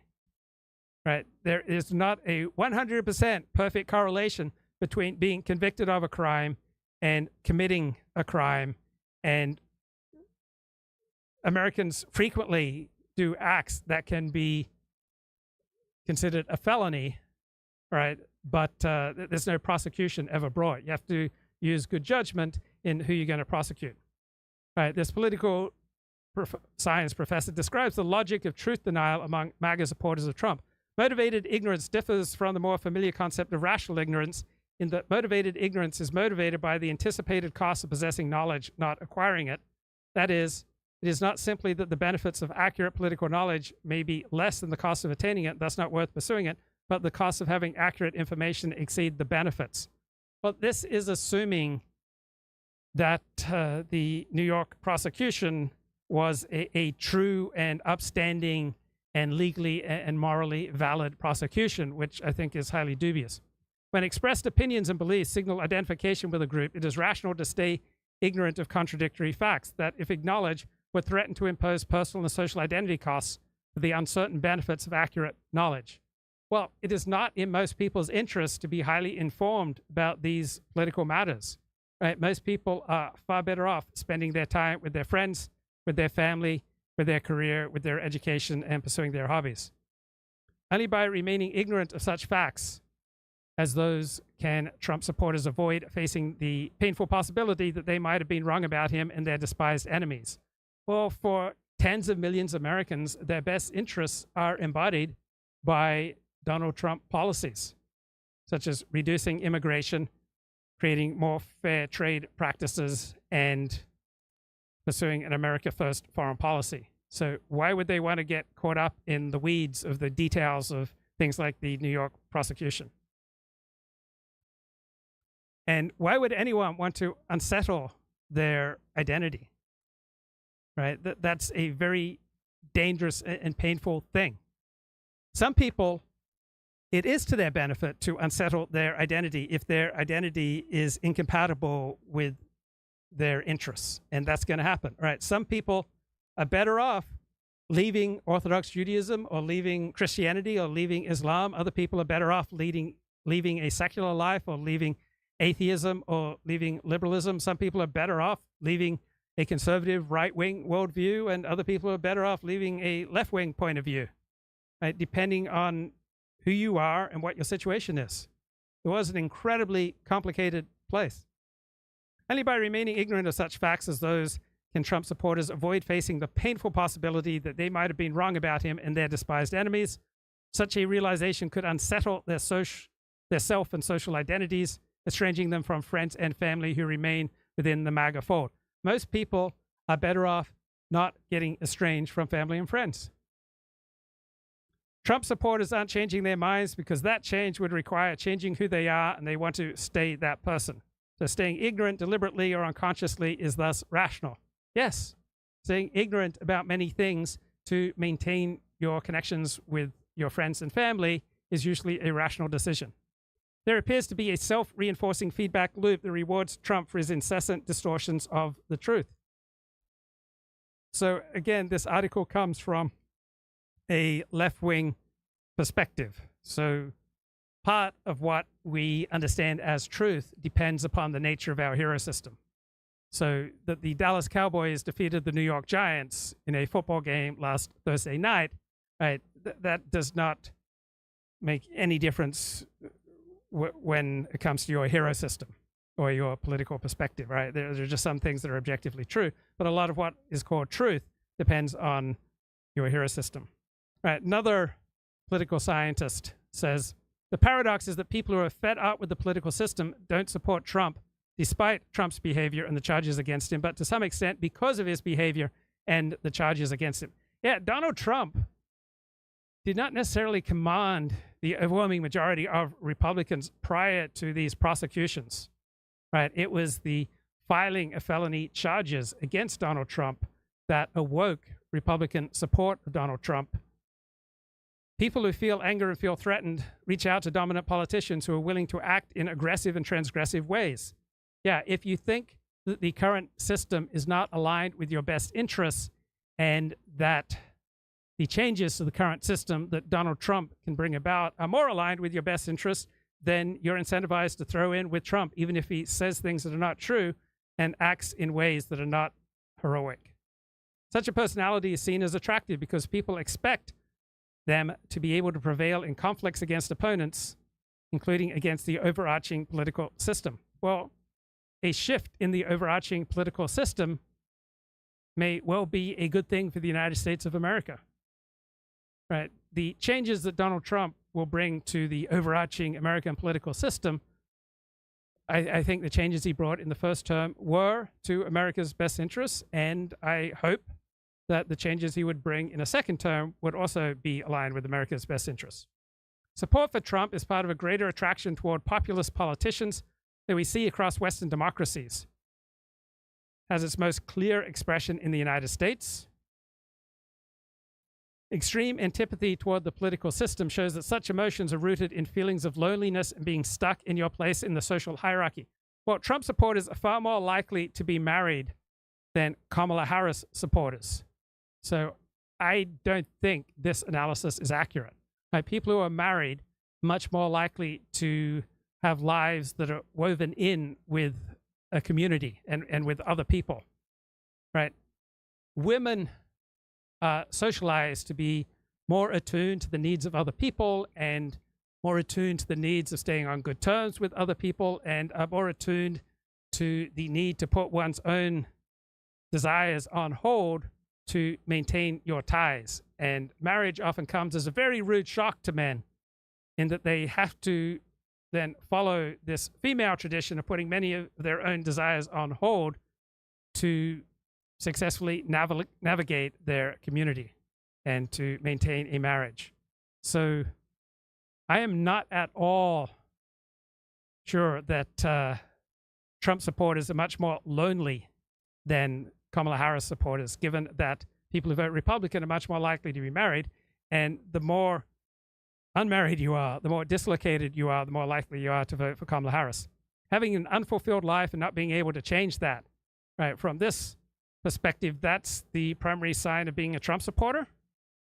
I would suspect, and I think the evidence is pretty clear, that married people tend to have more fulfilling lives than unmarried people, and married people are more likely to vote Republican than unmarried people. So I think the facts are the opposite. 2020 paper, Dominant Leaders and the Political Psychology of Followership, argues that followers strategically promote dominant individuals to leadership positions to enhance their ability to aggress against other groups. Well, if you feel like other groups are aggressing against you, would you not want people to stand up for you? 2023 paper, The Need for Chaos and Motivations to Share Hostile Political Rumors. This essay makes the case that some individuals circulate hostile rumors because they wish to unleash chaos to burn down the entire political order in the hope they gain status in the process. Yeah, I think for people who feel empty on the inside, who feel isolated and lonely, they are much more likely to want to unleash chaos than those who don't. But people who are unmarried are much more likely to be this lonely than people who are married. What drives this need for chaos? Feelings of status loss and marginalization, even if imagined rather than real, shape politics, including the election of Donald Trump. Frustrations about status loss have been observed among members of traditionally privileged groups, white men, but actual experience of historical injustices to members of marginalized groups can also trigger deep dissatisfaction with the political system, such as among blacks. What this analysis misses, given that it comes from a left-wing hero system, is that it's easy for any group to feel status loss, right? Any group can make a coherent case for being the victim. And I've listened to Darryl Cooper's podcast. I enjoyed them. I found, his takes like overall nuance and that. And absolutely none of that makes me think, okay, he couldn't now be engaged in like apologetics for World War II. Of course he could. And of course his views could also shift to be more extreme like this. So that is one of the things that astounds me. But in this case, Sam hasn't done that, right? But he's relying on like similar heuristics about like the reasonableness of people or talking to someone or, the vibe that you get. And those are not reasonable heuristics. And they've led Sam astray in the past. So we might think that's worth reflecting on. But I think what you mentioned about being triggered here is really apropos, because listen to him, what he then goes into, right? So remember, this was about Darryl Cooper and whatnot, right? But here's what he gets fixated on. For instance, you take the defamation of me as a race-obsessed proto-Nazi douchebag on the Southern Poverty Law Center website. All of that could be forgiven if I had actually armed that particular bomb without disarming it in my conversation with Charles Murray. In speaking to Charles Murray about race and IQ, I could have just had the conversation as someone who seemed to be avidly interested in the topic. Please, Charles, tell me everything about population-level disparities in IQ across racial groups. But that's not what I did. Right? Had I done that, I think people like Ezra Klein could be forgiven for thinking that maybe I had some racist axe to grind. But in speaking with Charles, I made it clear that that wasn't my interest at all. Right? My interest was, one, the fact that he had been violently deplatformed in the middle of a speech at Middlebury College for a book he wrote a quarter of a century earlier, a book which on closer examination was not nearly as incendiary as it had been made out to be, and which I didn't read at the time because I believed all the negative PR about it. And my concern was not in disparities in IQ or anything else across racial groups. My concern was the social and political one that such disparities, one, must exist. It would be statistically miraculous if they didn't. And two, we wanted a politics and a style of conversation about facts of this kind that was sane enough and compassionate enough so as to not put anything we care about in jeopardy when we're suddenly ambushed by facts of this sort. So he's spending quite a lot of time relitigating the SPLC thing, or in this case, it's Ezra Klein and the Vox, but he still doesn't actually really get it, the criticism. I don't know if you're familiar with, like, because Ezra Klein was the editor, just to say as well, like the actual initial piece that Sam objected to, not the author, but he did go on to write other piece. But so Sam is saying, I added disclaimers that I'm not a racist and I'm not interested in it. So that should have solved everything. And I'm like, Sam, no one missed that, right? Nobody missed that you said you're not interested in this in any way and you're not a racist. And that Charles Murray has said the same thing. Nobody's missed that.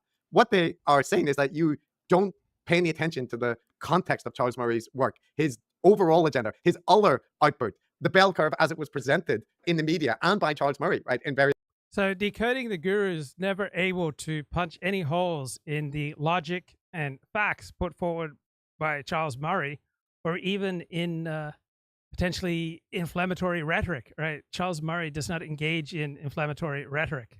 Various things. So Sam is viewing it as like, I added the disclaimer. So, the objection is just, since that's there, you can't actually have any issue with what I said. And it's like, no, the critique was you don't do the research into the topic that you want to talk about, and for that reason you're misled about what Murray's work is about, or like what his agenda actually is. Yeah, precisely. I mean, often those sorts of disclaimers are offered in bad faith, like with an anti-vaxxer or I'm not a racist, but often they can be in completely good faith, right? Can be completely true, right? Sam is being completely honest with his audience, and he's talking in terms of his motivations in talking about that, as he described. That can be entirely true, and you can still have a big problem with the kind of less than critical platforming of Charles Murray. I mean, I don't want to weigh into that. I've been engaged with a lot of race science stuff for one reason or another on the interwebs recently, and I just keep seeing how that kind of just incredibly shitty, fake, I'll go as far to say, pseudo-psychological research gets abused and used.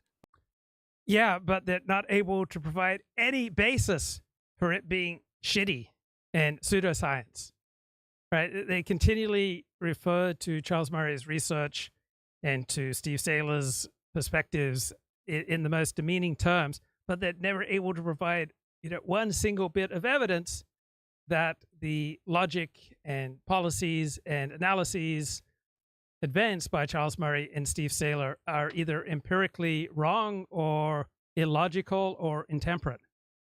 So it does not speak well of Decoding the Gurus that all they can do is heap abuse on people like Steve Saylor and Charles Murray, but they can never mount any argument at all against the truth of what Steve Saylor and Charles Murray say.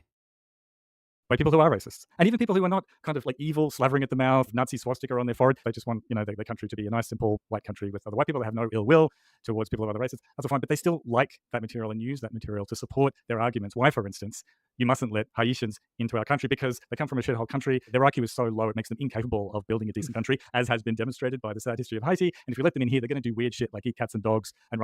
Okay, and what are your arguments that this is incorrect? On people over in cars because their IQ is not high enough. I mean, that's what it gets used for, and you can have a problem with that. Well, this is the yeah. If you have a problem with that, then what is it? Is it on the facts? Is it on the logic?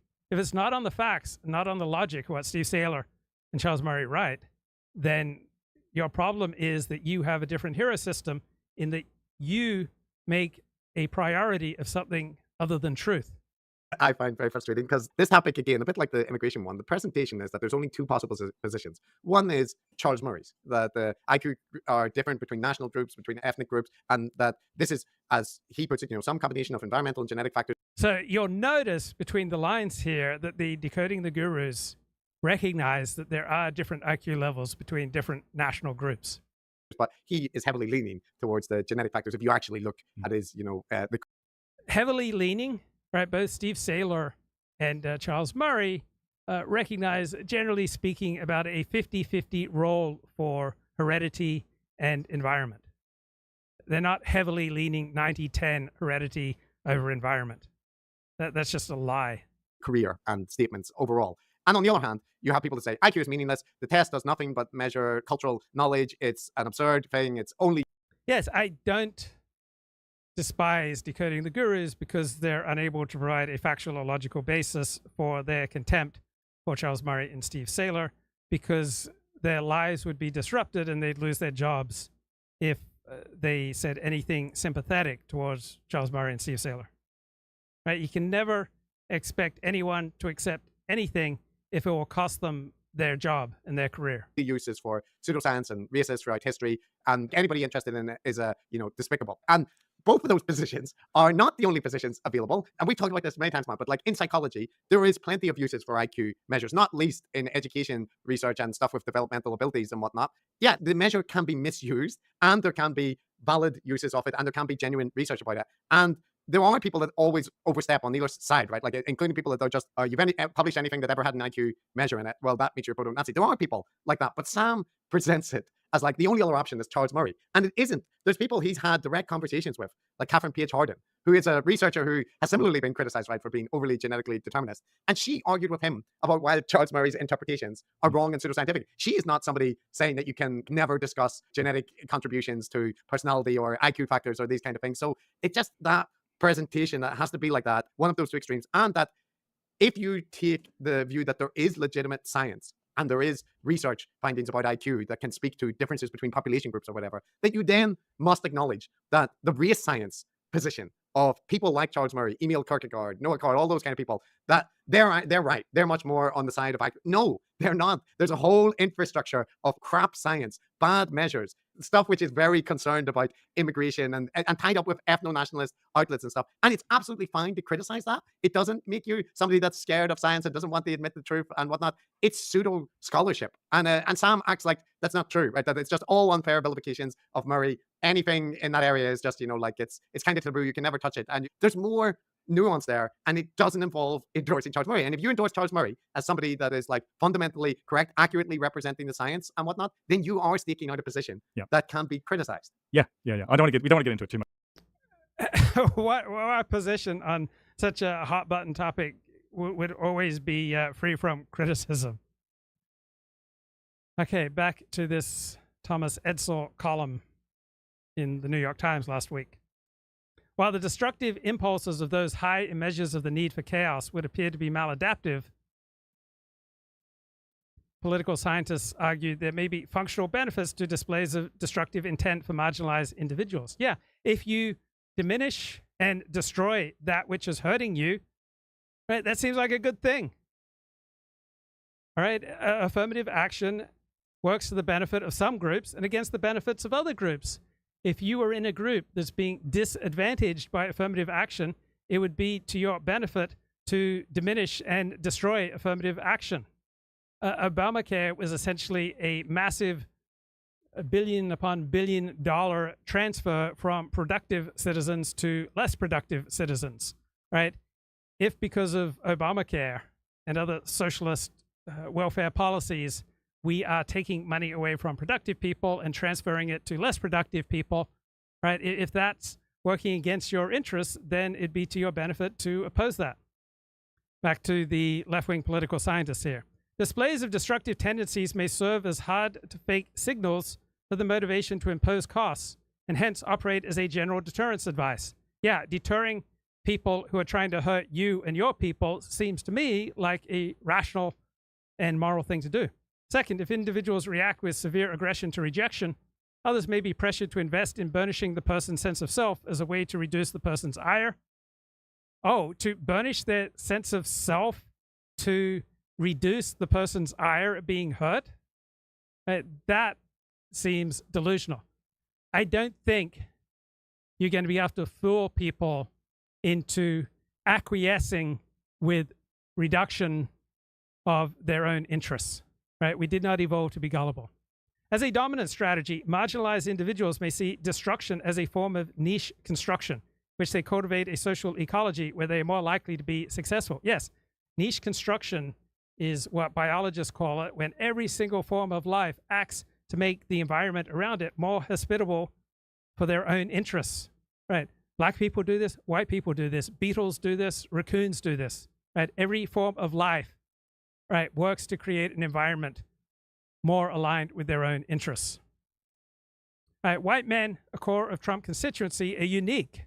White men react more aggressively than any other group to perceived status challenges. Yes, that's why white men commit murder at astronomically higher groups than any other group in the United States. Wait, that's not true.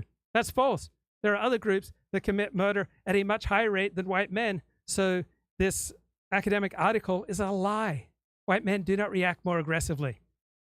Think about your own life experience, right? Your own life experience should match what academic papers say, or in all likelihood, those academic papers are selling something that is not truth.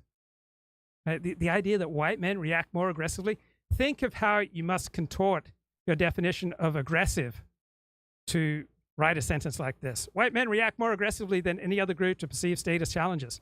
Just look at murder rates in groups. Right? There are many groups commit murders at a far higher rate than white men. While white men do not feel highly status challenged on average, they are more likely to seek chaos when they do. Well, I would argue to you that other groups that commit murder and violent crime at a much higher rate than white men are more likely to seek chaos than white men. The threat of marginalization is a powerful force among those in this constituency. The threat of marginalization is a powerful force among all people, right? Threats are a powerful force to all forms of life. All forms of life do not embrace being threatened and marginalized. Group-based feelings of being unable to advance in society fuel a need for chaos among white men. Well, what about those groups that commit far more violent crime per capita than white men? Consistent with notions of aggrieved entitlement among historically dominant groups, many white men are preoccupied with their social standing and react with aggression against any threat. Name me a group that is not preoccupied with their social standing. Name me a group that does not react with aggression against threats. Black men and white men may be high in need for chaos, but for different reasons. Black men face far more significant status threats than white men, but consistent with theories of aggrieved entitlement of historically privileged groups, white men react more aggressively when they feel threatened. Then why is it that the non-white group of men react with far more murder and violent crime per capita than do white men? We have another paper here, The Authentic Appeal of the Lying Demagogue, Proclaiming the Deeper Truth About Political Legitimacy. How can a constituency of voters find a candidate authentically appealing, view him positively authentic, even though he is a lying demagogue, someone who deliberately tells lies and appeals to non-normative private prejudices? Well, often what is called prejudice and bigotry and racism is common sense looking out for you and your family and your group's safety and best interests. A particular set of social and political conditions must be in place for the lying demagogue to appear authentically appealing to his constituency. Well, I would expect people to support politicians who are best aligned for themselves and their own group's best interests. That constituency feels its interests not being served by a political establishment that purports to represent it fairly. A lying demagogue can appear as a distinctively authentic champion of its interests. But what's important is whether the politician is aligned with your best interests. And is there any politician who does not engage in lying and demagoguery? And what constitutes lying and demagoguery to a significant extent depends upon your hero system. Trump's brazen disregard for truth, tradition, and custom works to his advantage. The greater his willingness to antagonize the establishment by making himself persona non grata, the more credible is his claim to be his constituency's leader. Well, if you feel that the establishment in your country is not aligned with your best interests, then you would have a rational and moral basis for wanting to remake the establishment. Trump's flagrant violation of norms, including that of truth-telling, make him odious to the establishment, someone from whom they must distance themselves lest they be tainted by scandal. But this very need by the establishment to distance itself from the lying demagogue lends credibility to his claim to be an authentic champion for those who feel disenfranchised by that establishment. So when Barack Obama said, if you like your doctor, you can keep your doctor, was he a lying demagogue? Much of what constitutes a lying demagogue depends upon the subjective nature of your hero system. Working to Trump's advantage is that many voters are not willing to punish politicians in their own party who violate democratic norms. Well, people are more concerned with their own interest than what are called democratic norms. The U.S. public's viability as a democratic check is strikingly limited. Only a small fraction of Americans prioritize democratic principles in their electoral choices. Right? How many people on earth prioritize principles over interests? Right? Probably Americans and other countries founded by Anglo-Saxons are probably more likely to prioritize principles over interests compared to the rest of the world. Right? Which countries would you say, which peoples would you say, which nations would you say put a higher priority on principles rather than interests? I think pursuing your own interests and your own group's interests is a principle. Right? Americans' tendency to prioritize democratic principles is decreasing on several measures of polarization. Yeah, the more threatened you feel, less likely you are to prioritize principles over interests, including the strength of partisanship, political extremism, and candidate platform divergence. Most voters are partisans first and Democrats small d second. Yeah, I would expect people to be primarily about their own interests rather than being preoccupied with abstract principles. Partisan loyalty is crucial to Trump's success. He has a base, about 45% of the electorate, that sticks with him through good times and bad times. Crystallization describes a world where people's attitudes won't be swayed no matter what new information they get. Campaign dynamics do little to move attitudes. Polarization is the engine of crystallization. Yeah, if people feel like Donald Trump and the Republicans represents their interests, they're going to side with the political party and the politicians who represent their interests. Intense partisan hostility works to Trump's advantage. MAGA loyalists believe the investigation against Trump are witch hunts and baseless. I would say some of the investigations against Trump are witch hunts and baseless, and other investigations of Donald Trump are based in truth and validity. People think that the other side is dangerous and that we need someone willing to do whatever it takes to stop them. They think they are protecting democracy by supporting Trump. In a polarized world, people value policy and partisan outcomes over democracy. They're willing to tolerate some authoritarianism to further their own goals. Well, what exactly constitutes democratic norms is a matter of considerable dispute. You can make a strong, coherent case that supporting Donald Trump is more supportive of certain democratic norms than supporting the Democrats. Republicans set the stage for Trump's near deification. Republican elites adopted strategies that allowed Trump to wrest power from them. Something important has been occurring for decades at the elite level in the GOP, starting with black civil rights in the 1960s. Leaders started to take positions that would ultimately attract a different party base than the one that existed before. But did the Democrats, such as Southern Democrats, start to take positions that attracted a different party base than one that existed before? Yes, both parties did this. There was opposition to the Equal Rights Amendment and abortion rights with clear implications for women's equality. And there was a stance against LGBTQ rights. The GOP remained religious in its orientation while Democrats embraced secularity. Right? The Democrats changed here in addition to the Republicans. The thing that ties all these issues together is a stance toward social change, traditional or modern, closed or open. Right? What you support is going to depend in large part on your hero system. If you have a right-wing traditional hero system, all right, you're a little bit more medieval than those who have a secular left-wing hero system. After the defeat of Mitt Romney in 2012, Republican Party elites decided in their autopsy they needed to take a more open tack in trying to attract a more racially and ethnically diverse base of support. This was a losing strategy for winning elections, right? It makes the most sense that as the Democratic Party becomes increasingly the party of Black America, where Blacks essentially exercise a veto over the Democratic Party, why would the Republican Party not become the white party? Trump challenged this consensus. Elites lost control of the base, but Republican appeals on race, gender, and sexual orientation were responsible for creating that base. Trump has remained a powerful political figure by weaving together a tapestry of resentment and victimhood. Do not the Democrats also equally weave together a tapestry of resentment and victimhood? Trump has tapped into a block of voters for whom truth is irrelevant. Well, the elites who won't recognize that different groups have different gifts, are they not regarding truth as irrelevant? The Trump coalition is driven by white males suffering status decline. The real glue holding his coalition together is racial animus and general resentment toward minorities, while the Democratic coalition is only held together. The only glue holding the Democratic coalition together is loathing of white men.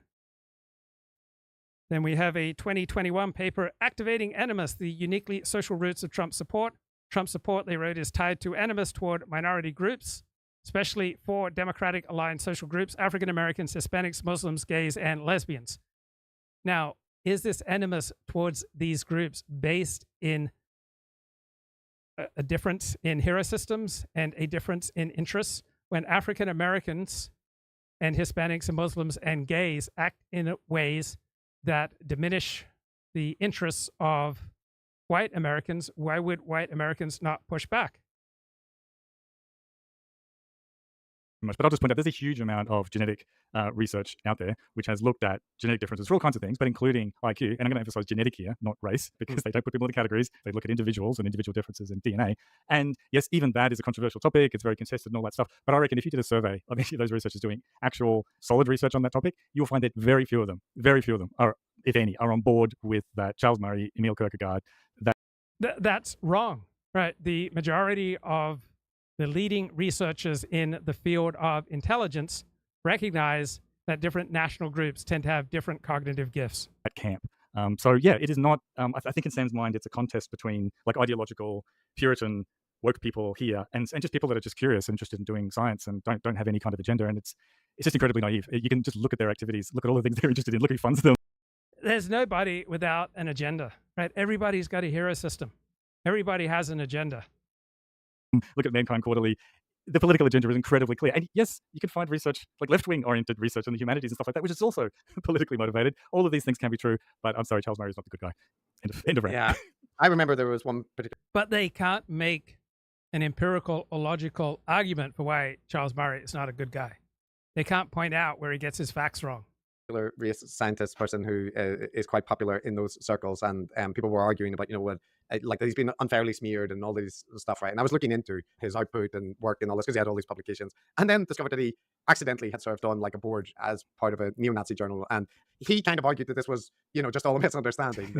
But then, if I had accidentally been contributing to a neo-Nazi journal, allowing them to Now, what constitutes neo-Nazi tends to be incredibly flexible, right? I find that when people throw neo-Nazi out, it's usually used as an attack to try to otherize people, to use left-wing rhetoric and say this person is beyond the pale because he has an association with this traditional group whose perspective on life would have been considered mainstream and normal in the 1950s. republish my articles. And I discovered that I would apologize profusely, condemn that I don't believe in any of that, And his response, the particular race science person, was to kind of say, well, it's not a big deal, right? It was just a minor mistake. And there's many other things that pile up, right? But you're just like, okay, so like you accidentally contributed to the neo-Nazi journal, but that wasn't, wasn't a very significant moment for you. It was just a minor blip in your career, and you're receiving money from, far-right organizations, and you've made these comments about black people being too, or whatever the case might be, right? It's all these things pile up, and then people presented, oh, you're just,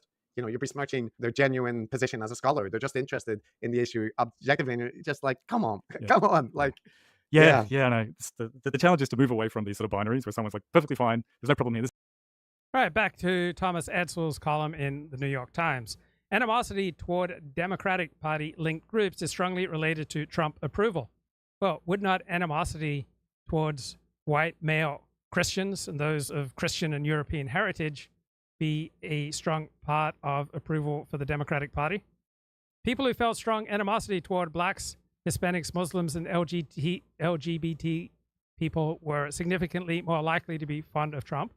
Well, would not strong animosity toward white male Christians show you people who are much more likely to vote for the Democratic Party?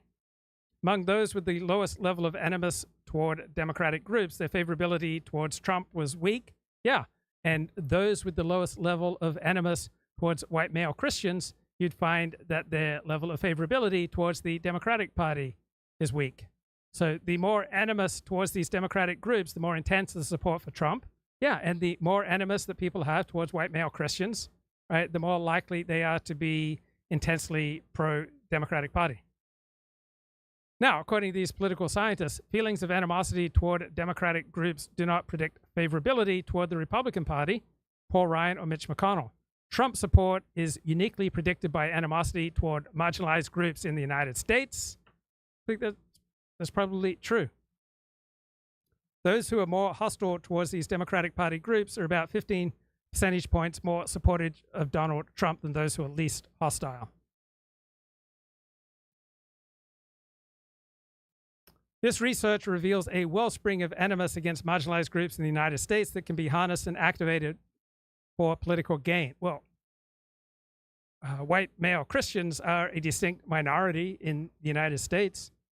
There's not a wellspring of animus against them, right? Is that not something that is harnessed by the Democratic Party, an activator for political gain?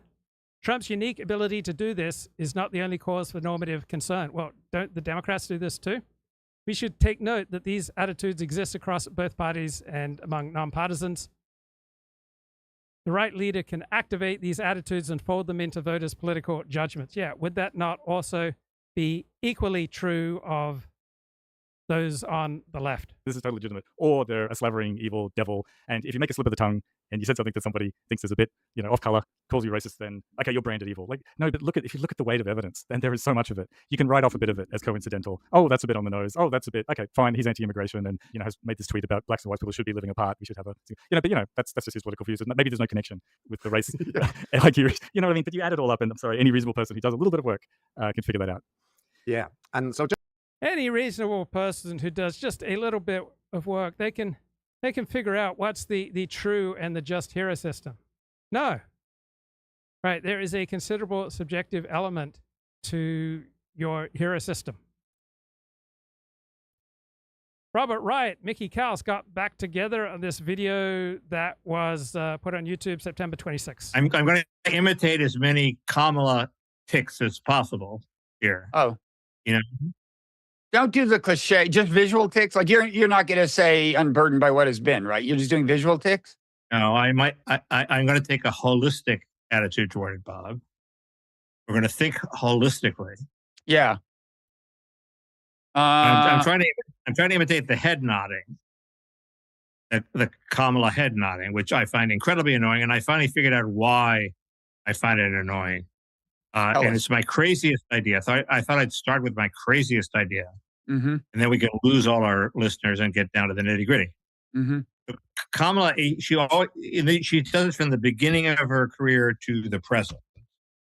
If you go through the tape, she's always doing it. She ends a sentence and then she nods her head. It's sort of like a ball bouncing and like with decreasing, height. And she kind of gives you a little affirmative smile when she does it. Like you get it, right? Yeah. Like you get it, right. And I'm taking off for what Ann Coulter said about her, about her laughing. And the problem with her laughing is that she's laughing at things that aren't funny. And she's asking the audience to buy in and laugh with her. You're not going to be rude and not laugh with me at this thing, even though you don't think it's funny. And so it's like a beg for approval. It's a beg. And this is like a beg for agreement.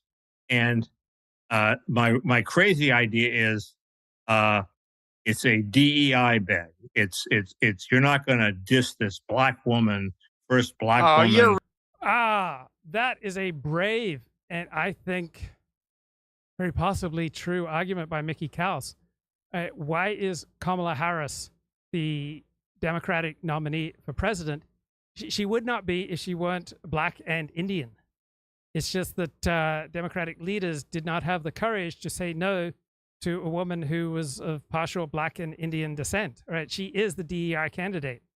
She is not a naturally gifted politician. She's not someone with an impressive track record. Right? She's the affirmative action candidate. Really starting to read too much into this. By not agreeing with this profound thing. Right. This is why I so frequently respect and admire Mickey Kaus and have much less respect for Robert Wright's predictable left-wing hero system. That I'm saying, are you? Mitt Romney couldn't get away with that. He tried. Mitt Romney spouted this unbelievable bullshit pablum, and nobody went along with it. He had to stop it. Kamala's been getting away with it all her life. Well, wait, are you saying she does this tick thing because on like inspired by DEI? You're just. It doesn't have to be purposefully linked to DEI, right? She has benefited from affirmative action throughout her life. Saying that people buy what she says. She instinctively knows that nobody wants to be rude, especially to a black woman. But Mickey, politicians spout all kinds of bullshit, and you say if a black politician does it, it's some kind of DEI. No, Mickey says if this particular black politician does it. Crime, but if a white politician spouts bullshit. Only a black politician would do this ridiculous head nod to try to. The way that Robert Wright reframes things and purports to summarize other people's point of view is so incredibly demagogic and dishonest. And Robert Wright just frequently acts in such bad faith. Right? It's why I've had, balancing my respect for his intellect, just so much contempt for the way he operates. Draw the audience into approval. Jeb Bush says, please clap. Okay. That's incredibly embarrassing. Okay. He does it once. His career is over. Okay. Right. But again, that's it not Kamala working. does this every time she talks. Maybe it works. I don't think it works. I think it just annoys people, but nobody has the balls to tell her it doesn't work. This is weird projection on your part. Turning that into a racial thing is, and there's so many different segues to move back into your territory with this. I mean, desperate for approval. We could talk about J.D. Vance, who will say anything and has to get the approval of whatever audience he's talking about, no matter how demagogic. He has to get. We could turn to the fact that however she laughs, at least she laughs. Trump has never laughed. Trump has never been seen laughing, which really calls into question his humanity in a deep sense, Mickey. Because you know what human beings do? They laugh. I think he's been seen laughing, and also he sees himself as a comedian, and most comedians, with the exception of Mort Saul, do not laugh at their own jokes. I had this conversation with Paul Bloom. They don't laugh at their own jokes, maybe. They may have a straight face like shtick, but they laugh. You see them laugh at things. Trump has been in a lot of conversations. No, usually it's in bad taste to laugh at your own jokes. Right? I think Mickey Carlson is far more right here than Robert Wright. People have said funny things in his presence. He does not ever laugh. And it's weird. And I think America deserves an explanation. I think he has a sense of humor, and that comes out. I'm not defending Trump. Well, no, he can say funny things. He can say funny things. That's true. It's just weird that he never laughs. But Mickey, I buried my lead. You know what? I just realized. I checked your Twitter feed right before I got on, and I see that you have joined the Eric Adams conspiracy theory bandwagon. Let me finish. Let's get to that. That's the other thing that I have so much contempt for Robert Wright is he interrupts people in the middle of making a point.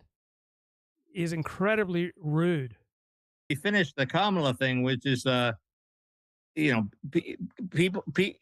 people often say things that the audience wants to hear, very common. But it's this annoying. I'm just saying that this tick is Kamala's special sort of niche, annoying specialty.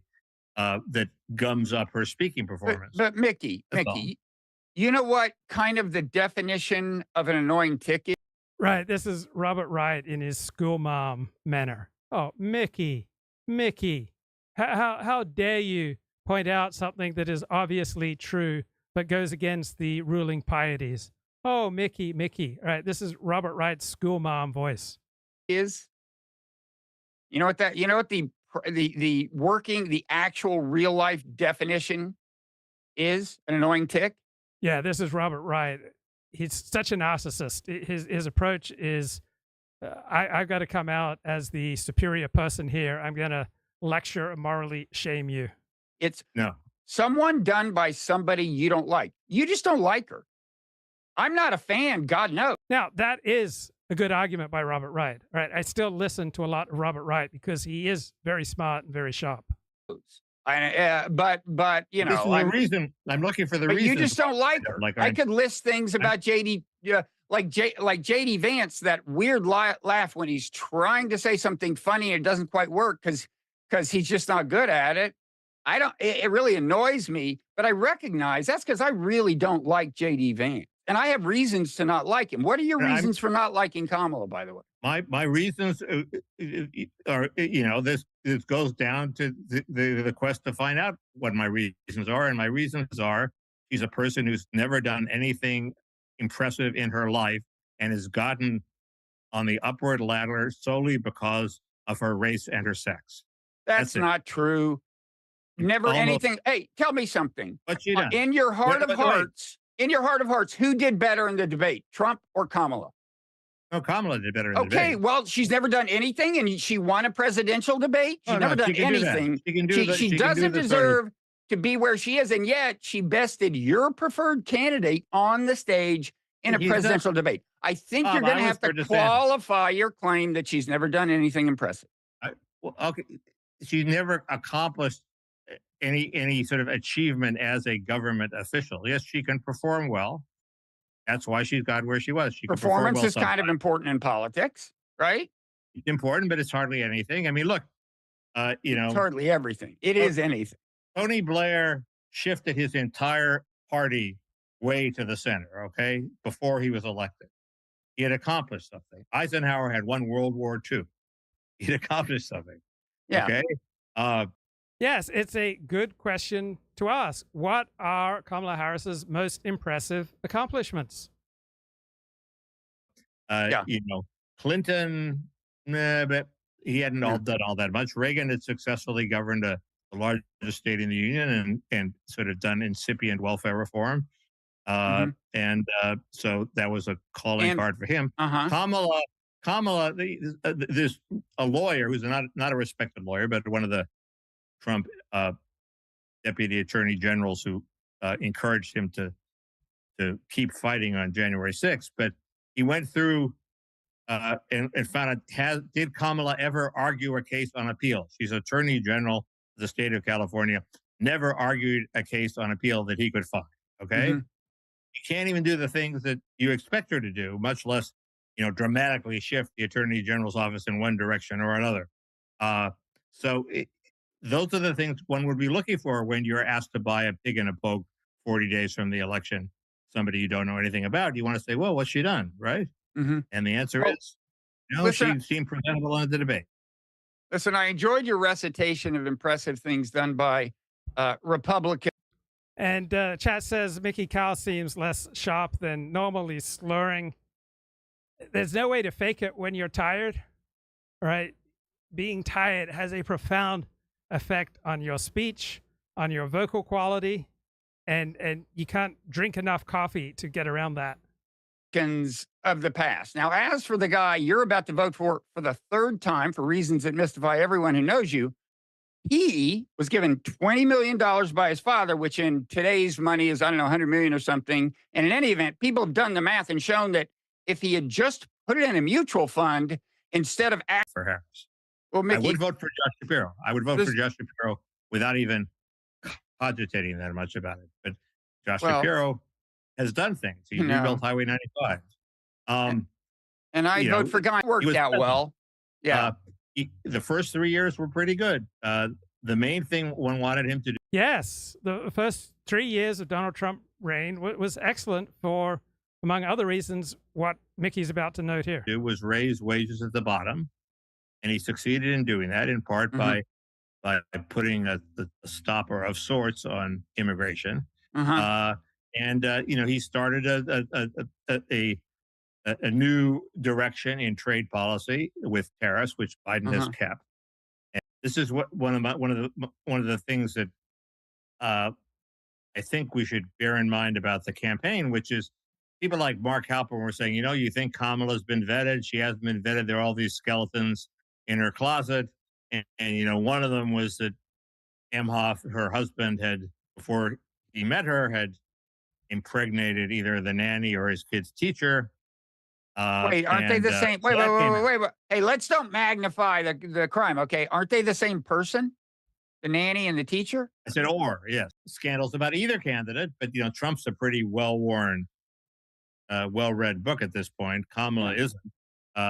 You would think that there will be a Kamala scandal dropping a couple of weeks before the election, maybe a week before the election. Sounds like you know more than you're saying. No, I don't. I don't know anything. It's just you can the sort of high. So I've been trying to push Mickey Kaus into investigating and talking about Kamala Harris's apparent drunkenness. Right, she often seems intoxicated or on benzodiazepines when she's speaking publicly. Hydraulics of the situation are that if there were a big Kamala scandal, we wouldn't be hearing about it now. Are you disappointed that Trump hasn't gotten more mileage out of the Willie Brown? Is it Willie Brown? Why do I keep? It's Willie Brown, right? Willie Brown. No, I think that Willie Brown is a complete non-scandal. I think Willie Brown is an incredibly intelligent politician, and the more time she spent with him, the better for her. That's the best thing about her is she had an affair with Willie Brown. If she had an affair with Willie Brown, there's some dispute over that too. I think. Is there? Oh, good. Maybe she just sent him discreet nudes. All right. There's no dispute that Kamala Harris was Willie Brown's mistress. The only dispute is whether you term it an affair or a mistress, given that Willie Brown though he was married at the time, you can argue, well, he was estranged from his wife. He'd been living separate from his wife, and therefore being the girlfriend to a married man wasn't a big deal, right? Depends on the nature of your hero system.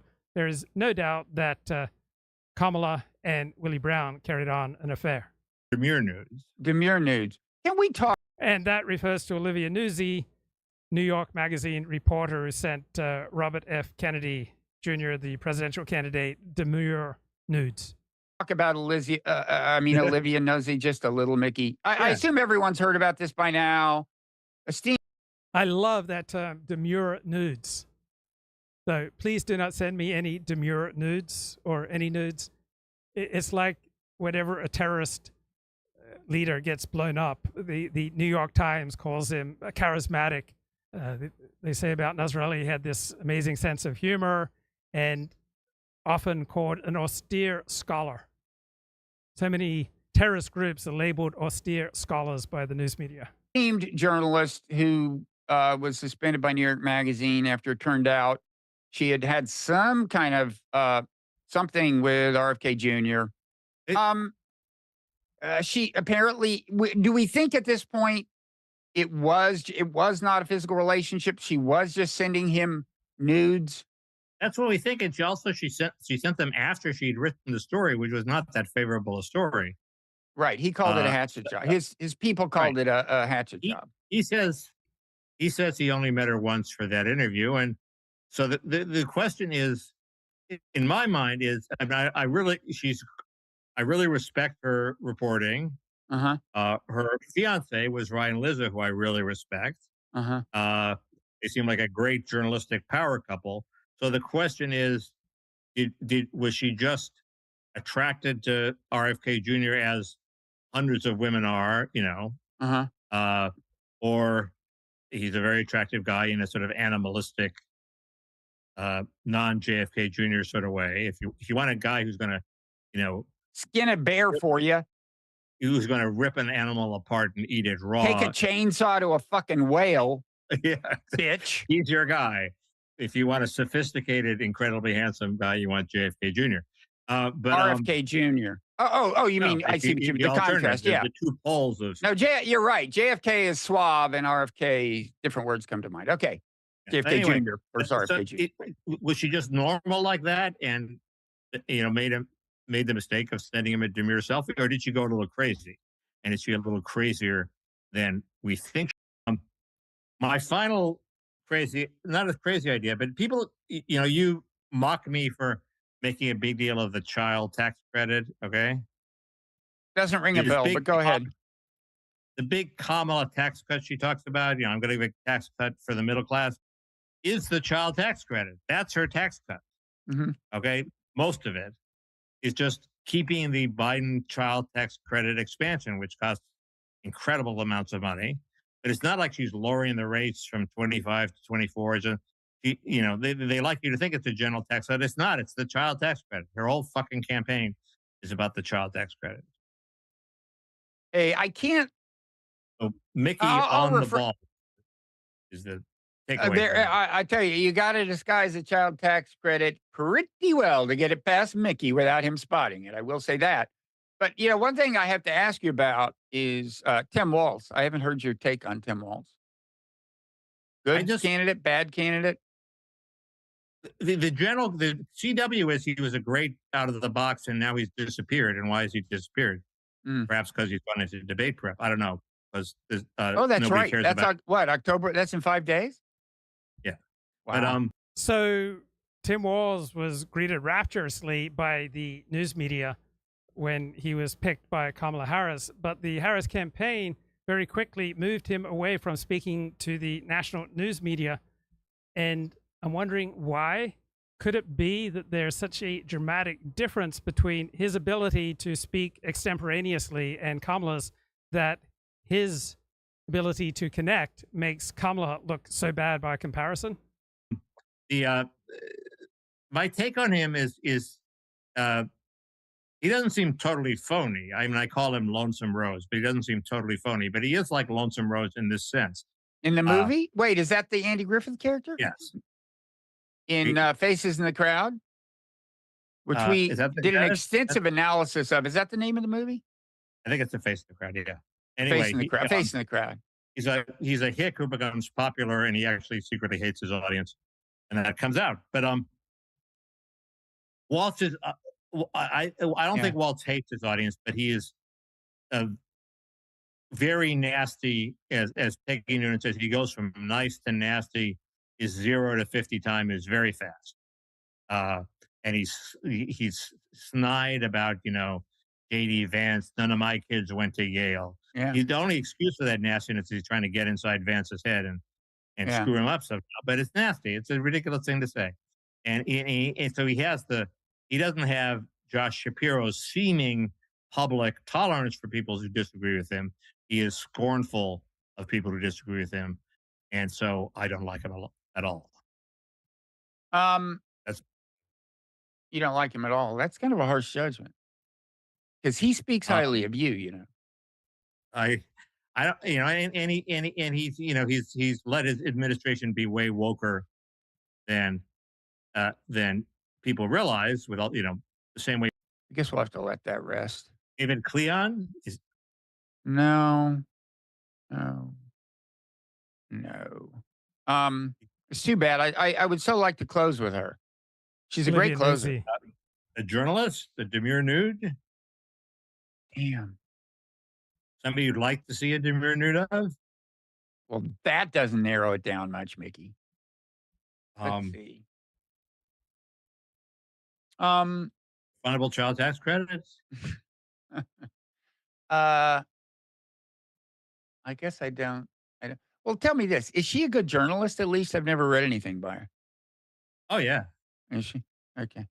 She's, one of the top journalists around in terms of, she's like, other snarky journalists who sort of, Mark Leibovich being one, who sort of, not only are they good writers, but they're not just good writers. In other words, there's some people who are like, I'm afraid I put Kevin Williamson in this category, and there are others who their basically shtick is, hey, watch me write. I'm going to write up a storm here. Okay. She's not one of those. She writes up a storm, but there's a point to it. Michelle Cottle. There are people who are good at that, and she's one of them. Yeah. I guess I will just say this isn't what I was going to say, but the happy ending I think we can all hope for is that she gets back together with Ryan Lizza. I mean, what a great couple, right? You got a Me Too miscreant, and you got the closest thing you can be to that if you're a woman, right? This match is made in heaven, right? Also, the sexist thing to say. Well, I think you are certainly the person to say this. Go ahead. Well, often couples like this, and if you read their Twitter feeds, they were sort of a team. Ryan Lizza is a great writer and probably a really good editor. So even if he never changed a word of her copy, if she said, how about this piece, Ryan? And he said, change this paragraph around to that, put this at the end. This is, needs a conclusion. Probably really profited from her partnership with Ryan. And now she's out on her own.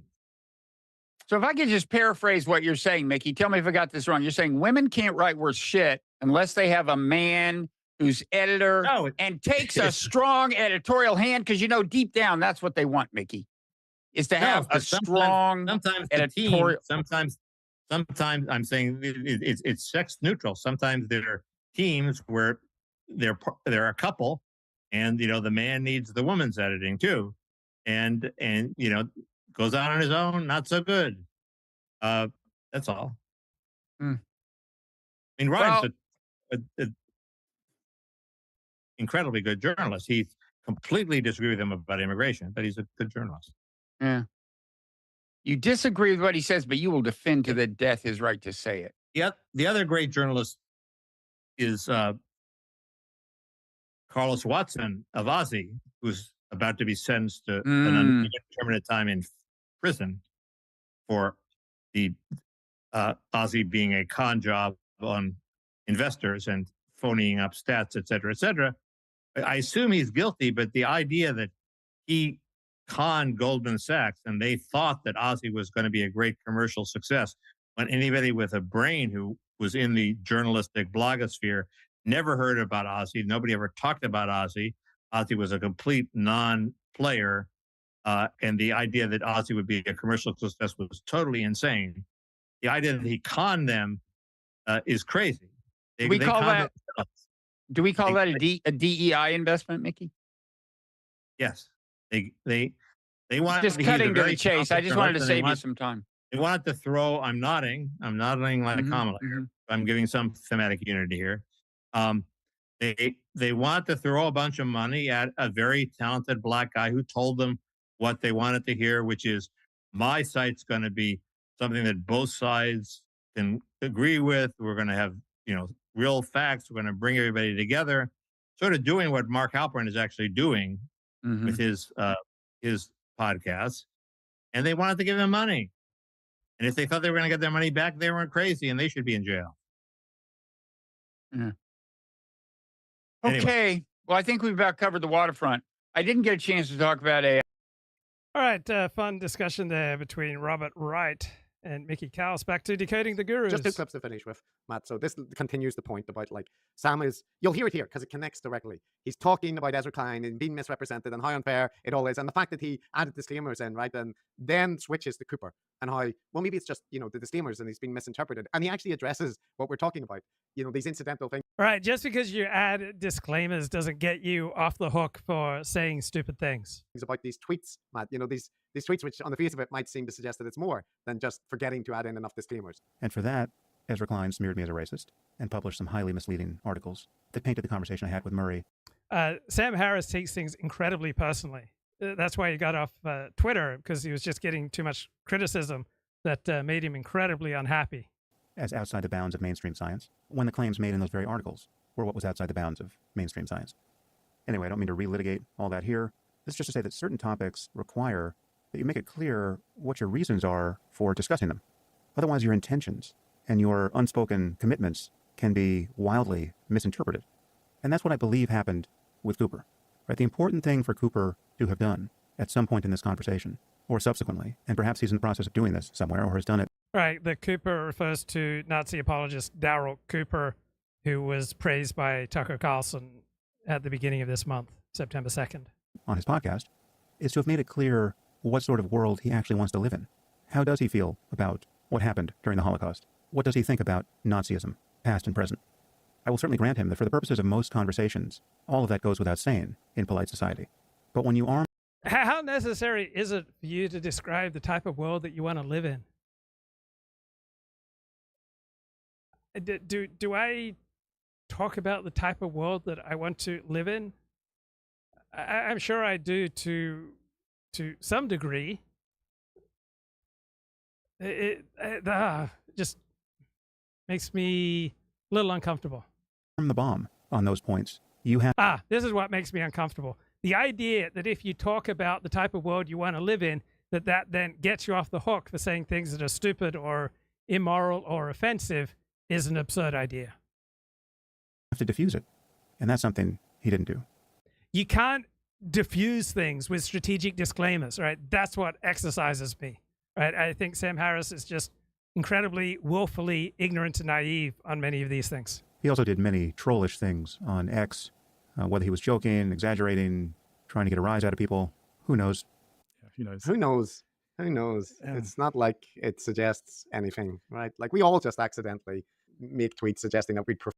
Why do we make a big deal of people like Darryl Cooper? Because Tucker Carlson is influential. Right? Without Tucker Carlson, we might not have J.D. Vance as Trump's running mate. Tucker Carlson has a more loyal following than Donald Trump. And Tucker Carlson went to bat for Darryl Cooper. Prefer to live under the Third Reich. Yeah, I often give that wrong impression. No, yeah, most people don't. So, yeah, and Sam, he says that, what he would satisfy him is if he sat down with Darryl Cooper, and Darryl Cooper said at the beginning, look, first off, let me just make clear, I'm not a Nazi, and the Nazis did a lot of bad things that I don't approve of. Right. If you say, I'm not a Nazi, or I'm not a racist, or I'm not a bigot, that is not going to get you off the hook.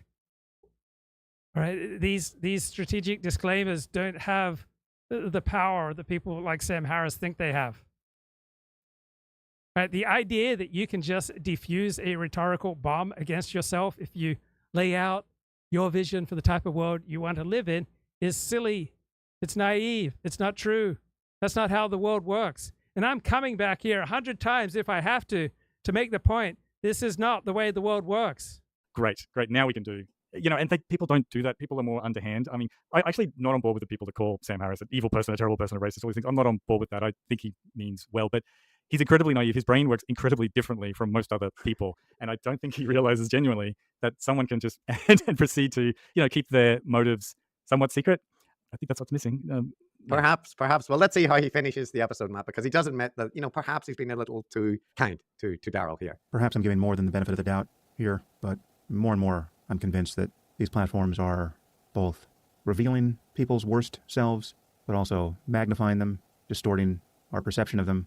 Then everyone reacts to that, and then people dig in. Again, it's just a psychological experiment designed by Satan and creating a lot of harm. So in any case, our derangement over that topic that lasted for the better part of a week. Right, that social media in general and the platform X in particular were designed by Satan to cause people harm is an extremely limited perspective. All right, I don't feel like social media harms me overwhelmingly. I use it in accord with my own best interests. Week that received comment, I think, from the White House and was one. Right, social media is not with you nor against you. The universe is not with you nor against you. Right? The social media and the universe are but raw material in your hands. Right? You can shape them and use them for your good or for your detriment. Widely covered in the media. All of this is a symptom of something that really does ail alternative media at this point. So much of our politics and our worldview generally is now being shaped by people who are just flipping on the microphones and shooting the shit in contexts where virtually every academic and journalistic standard has gone out the window. And the only thing that's keeping me from being part of that problem is just my own inner sense of revulsion that I might ever be that sloppy, that irresponsible, that confused. And if I ever make an error of that kind, I know I have just the sort of audience that will let me know and demand a correction. Thanks for listening. We got your... Silly argument there by Sam. Bam. Yeah, we got you. Just, Sam talks a lot about self-awareness and detachment from ego and how people are caught up in this, egoic view of the world where they're too tribal and attached to these things. What I see in this content is someone whose principles are very good, right? Like who decries people jumping on a microphone without doing proper research in the topic and just like giving, their positions based on their intuitions about what they think somebody might have meant or this kind of thing. And then lacks the self-awareness to note that is exactly what you just did. You didn't do a deep dive into Darryl Cooper and his content. You didn't contact a whole bunch. Sam Harris seems to consistently lack self-awareness and adequate amounts of detachment. He takes things incredibly personally, incredibly thin-skinned. Of experts, or at least you've made no reference to it. And you have just, for the last 1/3 of the podcast, argued that essentially people are probably misinterpreting Darryl Cooper because they're overreactive based on you being triggered by an article about you that you felt was overly critical. Like that to me is illustrating a very self-centered, grievance-focused approach to these kind of topics. And as we said, up to the point where he didn't come across that article, he was talking very, clearly and coherently about the issues, noticing the problem. But as soon as it came to him being misrepresented, he goes to the interpersonal heuristics, he goes to the outrage, and he starts assuming that Darryl Cooper has been misrepresented, inviting him on his podcast without doing research into his, output. So how is Sam not part of the problem that he's crying here? How is he not, Matt? I can't answer that. I agree with you. I think his motivations are good, and I think, as you said, when he's good, he can be good. But there's, as we showed at the start, yeah, it's really good stuff. I've heard him say lots. His motivations are good. In other words, his hero system, Carlson.